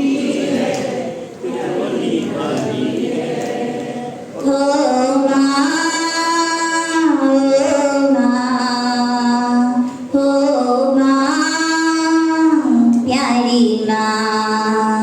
बेहोशी हो गई त्रिशिला माता, पति ते धरा पर मन पियाता। राजा रोई प्रजा भी रोई, शोक सागर लहराता। कितनी ममता है, वीरा नमता है, उपजी साता है। हो माँ, ओ माँ, ओ माँ, प्यारी माँ। कि ये जो दुनिया है कांटों का तू ओ माँ, ओ माँ, ओ माँ, प्यारी माँ। अत्यंत आनंद और कहा जाए फक्र और गौरव की अनुभव के साथ साध्वी वैराग्य निधि कह सकते हैं कि आज हम यदि यहाँ पर हैं तो ये मेरी सांसारिक माता जी पूज्य जैनाश्री जी महाराज साहब, जिन्होंने बचपन से धर्म के संस्कार दिए। क्लास 5th में तो पंच प्रतिक्रमण सप्तस्वरण सिखा दिया, इतना अधिक घर में काम, किंतु छुप छुप करके हमको गाथा सिखाया जाता। पहले इतना अनुशासन, इतना स्ट्रिक्ट, ना जाने कितना स्ट्रगल किया, मेरी दीक्षा के लिए कितना स्ट्रगल किया। 11 साल तक मुझे दीक्षा की अनुमति सिर्फ एक साथ था तो जैनाश्री जी महाराज साहब का, और उनके बल पर पिताजी, आज सांसारिक पिताजी मोतीलाल जी साहब गुजर, वो भी यहाँ पर विराजमान है। सोचिए, जिस वृद्धावस्था में जीवन संगिनी चाहिए होती है शेयर करने के लिए, अपने दिल की भड़ास को निकालने के लिए, इनके जन्मदिन के दिन इन्होंने दीक्षा की आज्ञा दे दी। 3 भाई, तीनों की बहुएं, छोटे छोटे नन्हे नन्हे बच्चे, किंतु शायद राग बेटी का था, जिस राग के कारण उन्होंने दीक्षा को भी इस मार्ग पर आ गए। ऐसे माता पिता जिनका उपकार नहीं भूल सकते, और ये सच है। 12th पास आउट होने के बाद पूज्य गुरुया वे मणिप्रभा जी महाराज साहब की सच्चाई है, जब कोई प्रशंसा करता है तो मन में पीड़ा होती है। कुछ भी नहीं है हम, जो कुछ है सच्चाई है पूज्य गुरुवरिया सिर्फ और सिर्फ मणिप्रभा जी महाराज साहब, जिनकी कृपा से आज हम आपको कुछ 2 शब्द बोलने के लायक हैं। यदि उनकी निश्चय नहीं होती तो शायद कहीं पापड़ बेल रहे होते और रोटी सेक रहे होते। उनकी कृपा और महाराज साहब के संस्कार, जिनके कारण आज कुछ शासन की सेवा, आपके श्री संघ का प्यार जो हमको प्राप्त हो रहा है, यह सब कुछ एक माँ और एक गुरु माँ उनके श्री चरणों में समर्पित। आगे क्या होता है, जगत जननी तृष्णा माता जो आनंदित हो जाती है जैसे ही भगवान महावीर स्वामी जिन्होंने संकल्प किया कि मैं दीक्षा तो लूँगा पर कब लूँगा। दीक्षा होती है ना तो वो माँ और पिता जानते हैं कि कैसे दीक्षा की आज्ञा दी जाती है। कब लूँगा दीक्षा? जब माता पिता नहीं रहेंगे, अन्यथा इतना अभी उन्हें मेरा दिल, इतनी उनको पीड़ा है तो मेरी दीक्षा से उनको कितनी पीड़ा होगी। इसलिए जब माता पिता तब मैं दीक्षा का अंगीकार करूँगा। और अपना थोड़ा सा शरीर हिलाया और जब माँ को एहसास हुआ कि अब तो मेरा गर्भ हिल रहा है, माँ जिसको लगा कि दिवाली आ गई, माँ आनंदित हो गई। जब बेटा आता है ना पैर पड़ने के लिए, माँ तो कैसी है, माँ को लगता है कि मेरा सीना फूल गया, मेरा बेटा आया था, मेरा बेटा आया था जिसने आकर के मुझसे पूछा। ऐसा 5 मिनट का 10 मिनट का समय जीवन संगिनी के लिए जहाँ पर सब कुछ है वहाँ माँ होती है। और माँ ही वास्तव में देखा जाए तो दिव्य स्वरूपा होती है। ऐसी माँ जिनके भक्ति का संदेश किसने दिया? स्वयं भगवान महावीर स्वामी। हम कहते हैं ना कि जो हमारा जैन धर्म है ना वो केवल मोक्ष लेकर के जाता है, ऐसा नहीं है। यह जो शास्त्र है वो हमको जीना सिखाता है। पहले घर में जीना सिखाता है, पहले परिवार में, समाज में जीना सिखाता है। क्यों गिले शिकवे लेकर के बैठते हैं, क्यों एक दूसरे पर छीटाकशी करते हैं? जैसे एक माँ के 4 बेटे हैं, हम कौन हैं? भगवान महावीर की तो संतान है। हम सब के सब कौन हैं? हिंदू, मुस्लिम, सिख, ईसाई, आपस में सब भाई भाई। तो हम जैन कौन हैं? क्या हम परस्पर, जितने आगरा श्री संघ के श्रावक श्राविका हैं, क्या हम परस्पर भाई भाई नहीं है? तो क्या भाई भाई की काट कर सकता है? भाई भाई को नीचे गिरा सकता है? एक भाई यदि अच्छा काम करता है तो दूसरा भाई क्या करेगा? उसे मोटिवेट करेगा, अरे तुमने काम किया शासन का, तुमने श्री संघ का काम किया। किसी की प्रशंसा सहन नहीं होती। एक बक्सा होता है जिसमें केकड़ों को भर दिया जाता है। एक केकड़ा यदि ऊपर आने का काम करेगा ना तो दूसरा केकड़ा क्या करेगा? सीधा उसे नीचे पकड़ करके गिरा देगा। इसे कहा जाता है केकड़ा स्वभाव, क्रैब नेचर। अर्थात कोई यदि आगे बढ़ रहा है, क्या करो? उसे खींच करके नीचे गिरा दो। समाज का उत्थान होगा कि पतन होगा? समाज का विकास होगा या समाज विनाश की कगार में जाएगा? आज ये संघ है, समाज है, तो हमारा जिन शासन जयवर्ता है, जैनम जयति शासनम की जो धुन लगाई जाती है, क्या एक दूसरे को काट करने के लिए, केवल जबान से बोलने के लिए? कितनी भयंकर आशातना का पाप। जमीन पर गिरा हुआ फूल वो भगवान को नहीं चढ़ाया जा सकता, वो भगवान की आशातना है। तो हमारे ये परस्पर साधर्मिक भाई, क्या ये भविष्य में भगवान बनने वाले नहीं है? एक जगह गए, सब ट्रस्टी गए, एक प्रतिमा जो बनने वाला पत्थर, उसको पैर लग गया। अरे पैर पर तूने आशातना कर दी, अभी तो वो भगवान बने नहीं है, अभी तो अंजन शला का प्रतिष्ठा महोत्सव हुआ नहीं है, अब उसको आप भगवान मान रहे हैं। तो आप सब कौन है? क्यों तिलक करते हैं? क्यों प्रभावना दी जाती है? इसलिए दी जाती है कि कोई तीर्थंकर का जीव है, कोई गणधर का जीव है। क्यों इस हार्द को नहीं समझ पाते? धर्म का मर्म है परस्पर प्रेम। यदि प्रेम और आत्मीयता नहीं है, सब दिखावे का धर्म है, सब झूठा धर्म है। केवल दिखता है कि वो धार्मिक है, कड़वा होगा, आपको कड़वा लगेगा, पर ये सच है। जब तक दिल साफ नहीं होगा, कॉन्शियस क्लियर नहीं होगा, उस धर्म का लाभ, जो बेनिफिशियल रिजल्ट्स हमको मिलने चाहिए, नहीं मिलेंगे। कितनी मेहनत करते हैं किंतु फिर भी पैसा नहीं आता, आता है तो टिकता नहीं, टिकता है तो फिर कहीं गलत रास्ते पर चला जाता है। धर्म ही धर्म का जनक होता है। जहाँ धर्म है वहाँ धन है। और वास्तव में धर्म क्या है? आत्मधर्म, मानवीय धर्म, जहाँ संवेदना होती है परस्पर। जब परमात्मा का चैत्य वंदन करते हैं, क्यों कहते हैं एगिन दिया बेन दिया? अरे चींटी से क्षमा याचना कर रहे हो तो जिस व्यक्ति का टोक रहे हो, अभी पूजा नहीं करने मिलेगी आपको, आप नहीं कर सकते पूजा। क्या हक है हमको किसी की पूजा रोकने का? किस अधिकार से हम किसी को अंतराय देते हैं? सबको समान अधिकार है। अब ये डेमोक्रेसी है, यहाँ पर ऐसा नहीं है कि डिक्टेटरशिप चलेगी, एक करेगा एक को लाभ मिलेगा। सबको समान अधिकार, सबको समान महत्व होता है। तो ऐसी स्थिति में वो शासन निश्चित रूप से वर्धमान और वर्धमान होता ही है। हम किसके संतान हैं? वर्धमान भगवान महावीर स्वामी की। और भगवान ने संदेश क्या दिया? जिसने परेशान किया 6 माह तक संगम देवता, आप सोचिए, अन्न तो बहुत दूर की बात है, भगवान को पानी की एक बूंद नहीं मिली। और वो संगम देवता जब जा रहा था, क्या किया भगवान ने? भगवान की आंखें गीली हो गई, भगवान को आंसू आ गए। तूने मुझे इतना सताया, जा तेरा बेड़ा गर्क होगा, जा तू नरक में जाएगा, कहा भगवान ने। तो ऐसे क्या भगवान बन सकते थे? क्या किया भगवान ने? तेरे कारण तो मेरे कर्म क्षय हुए, पर ना जाने मेरे कारण तूने कितने कुटिल कर्मों का बंध किया। आशादना सबसे भयंकर में भयंकर पाप है। संवत्सरी पर्व से पहले हर साल मनाते हैं, किंतु वास्तविक संवत्सरी पर्व को मनाना कब कहा जाएगा? जब वास्तव में दिल साफ होगा। नहीं जाना है, भले ना मासिक श्रवण करें, क्यों नहीं जाना है? वो आए थे क्या तो हम जाएंगे। कितनी दीवारें बना करके रखे हैं, एक चाइना की दीवार जिसे बनने में 200 साल लगे, और वो हमारे भीतर की दीवार वो ठहरती ही नहीं है। वो द्वेष की दीवार जो अभी तक खड़ी है, और जब तक द्वेष होगा लगातार लगातार सतत, जैसे फैक्ट्री में प्रोडक्शन चलता है उसी तरह से पाप पाप और पाप चलता रहता है। क्यों अनबन होती है? भाई भाई है हम, साधर्मिक भक्ति जैसे तीर्थंकर नाम कर्म का बंद होता है, समझाना पड़ता है, पोलाइट रिक्वेस्ट करनी पड़ती है, अरे मिल जाइए। क्यों उन दीवारों को नहीं तोड़ते? पार्श्वनाथ भगवान का चरित्र सुनेंगे तो हमें पता चलेगा कि कैसे द्वेष की दीवार पार्श्वनाथ भगवान क्षमा करते गए, मोक्ष में गए, और कमठ जोगी हर बार बदला लेता रहा। समाज के भाई के साथ द्वेष, उसको पद पे नहीं आना चाहिए, उसको ट्रस्ट में नहीं आना चाहिए। अपनी लायकात देखनी चाहिए कि हम कहाँ हैं। डिजर्व करें तो उसको सिर्फ समाज देगा। योग्यता तो होनी चाहिए। बिना योग्यता के अपना मूल्यांकन कराने की भूख होती है सम्मान की, जैसे पैसे की भूख होती है, उससे ज्यादा भूख सम्मान की होती है। मान कषाय श्रीमद राजचंद्र जी, जगत में मान नहीं होता तो मोक्ष यहाँ होता। कोई अच्छा काम कर रहा है वो नहीं दिखाई देता है, उनको तो छापाबाजी में मजा है। जितना उनको नाम मिल जाए, उनका पेपर में फोटो आ जाए, खिल जाते हैं वो।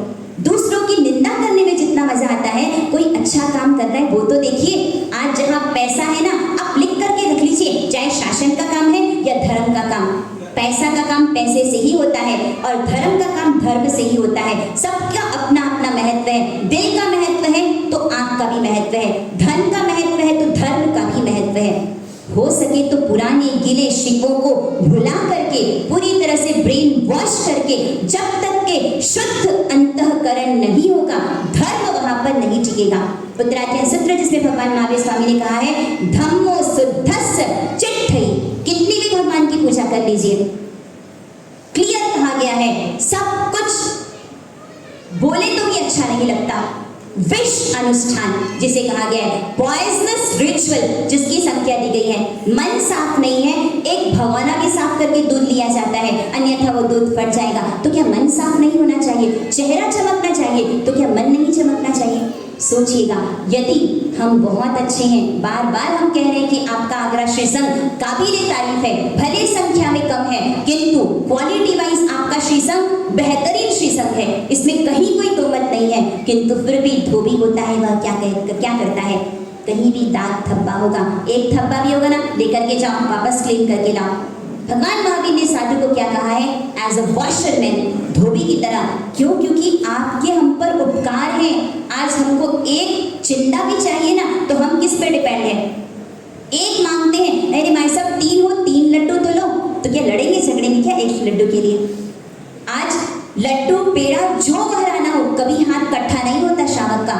और ऐसा अनंत उपकार जब आपका हम पर है, कहीं भाव में कड़वाहट नहीं है, भावों में आत्मीयता है, आंतरिक सद्भावना है। और इसी भावनाओं के बल पर जो कहा गया, किसी को ठेस पहुंचे तो उसके लिए हाथ जोड़ करके भिक्षामि दुक्कडम। बस भाव यह है कि दिल की दरारें ढह जाएं, जितनी दीवारें हमने खड़ी करके रखी हैं वह सब मिट जाएं, और वास्तव में गले मिल करके हम भाई भाई को सार्थक करके बताएं। और जहां हम नहीं जाते, क्या मिलेगा?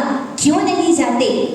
और जिसका अपमान करते हैं उनके चरण स्पर्श करिए, तब कहा जाएगा कि आपने वास्तव में सांवत्सरिक पर्व मनाया। और यह सांवत्सरिक पर्व जैसा आनंद कौन अनुभव कर रहा है? स्वयं कृष्णा माता। जब गर्भ हिलता है, माता आनंदित हो जाती है, प्रसन्न हो जाती है। मेरा गर्भ गला नहीं है, खिला नहीं है, नष्ट नहीं हुआ है। पाप का उदय इंसान को हिला देता है, और पुण्य का उदय होता है तो राहत मिलती है। पाप के बंध से बचें और पुण्य प्रयास करें, बहुत नहीं तो कुछ तो जीवन में करने का प्रयास करें। आनंदित होती हैं, पार्श्वनाथ भगवान मुझ पर प्रसन्न है, कृष्णा ने जो कि रोम रोम से हर्षित हो जाती हैं।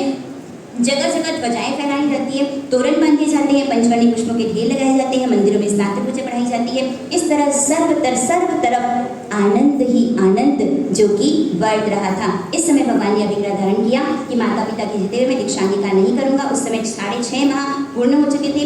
कृष्णा महारानी जो कि स्नान करती हैं, परमात्मा की पूजा तिलक आदि कर करके अब यहाँ पर थोड़ा सा 10 मिनट का ब्रेक किया जा रहा है। कैसे गर्भवती माता को रहना चाहिए, जो कि कल पूरा करें या गोली होगी? जल्दी कीजिए।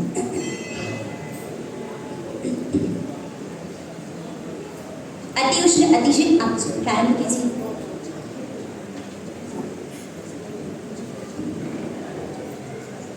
आज ठीक 2:15 बजे, सुन लिया क्या सबने? 2:15 का मतलब क्या होता है? 3:15 क्या होता है? आपको 2:15 बजे साध्वी वैराग्य निधि जी महाराज साहब यहाँ पर मिलेंगे। एक बंदा भी होगा तो हम तो नौकार मंत्र शुरू कर देंगे, और जितने ही काशनी वाले वो क्या करेंगे?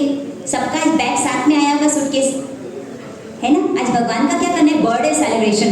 जैसे भगवान के सिद्धार्थ राजा और त्रिशला महारानी थे माता पिता, उसी तरह से आज हमको कौन दिखाई देंगे? सिद्धार्थ राजा और त्रिशला महारानी जो यहाँ पर दिखाई देंगे। इस तरह से जो कार्य होगा। बोलिए महावीर भगवान की जय। आज रविवार का दिन है, इसलिए थोड़ा सा 5-7 मिनट का 10 मिनट का सुन करके जाएंगे। यही काशनी की आपकी व्यवस्था है, इसलिए हो सके तो इन पन्नों को बधा करके जाइएगा। विशेष निवेदन महिलाओं से, क्योंकि गर्भवती महिला को क्या करना चाहिए ये सारा वर्णन अब इसमें आएगा। मैं बिना किसी भूमिका के आपके समक्ष कुछ सूचनाएं रख रहा हूँ।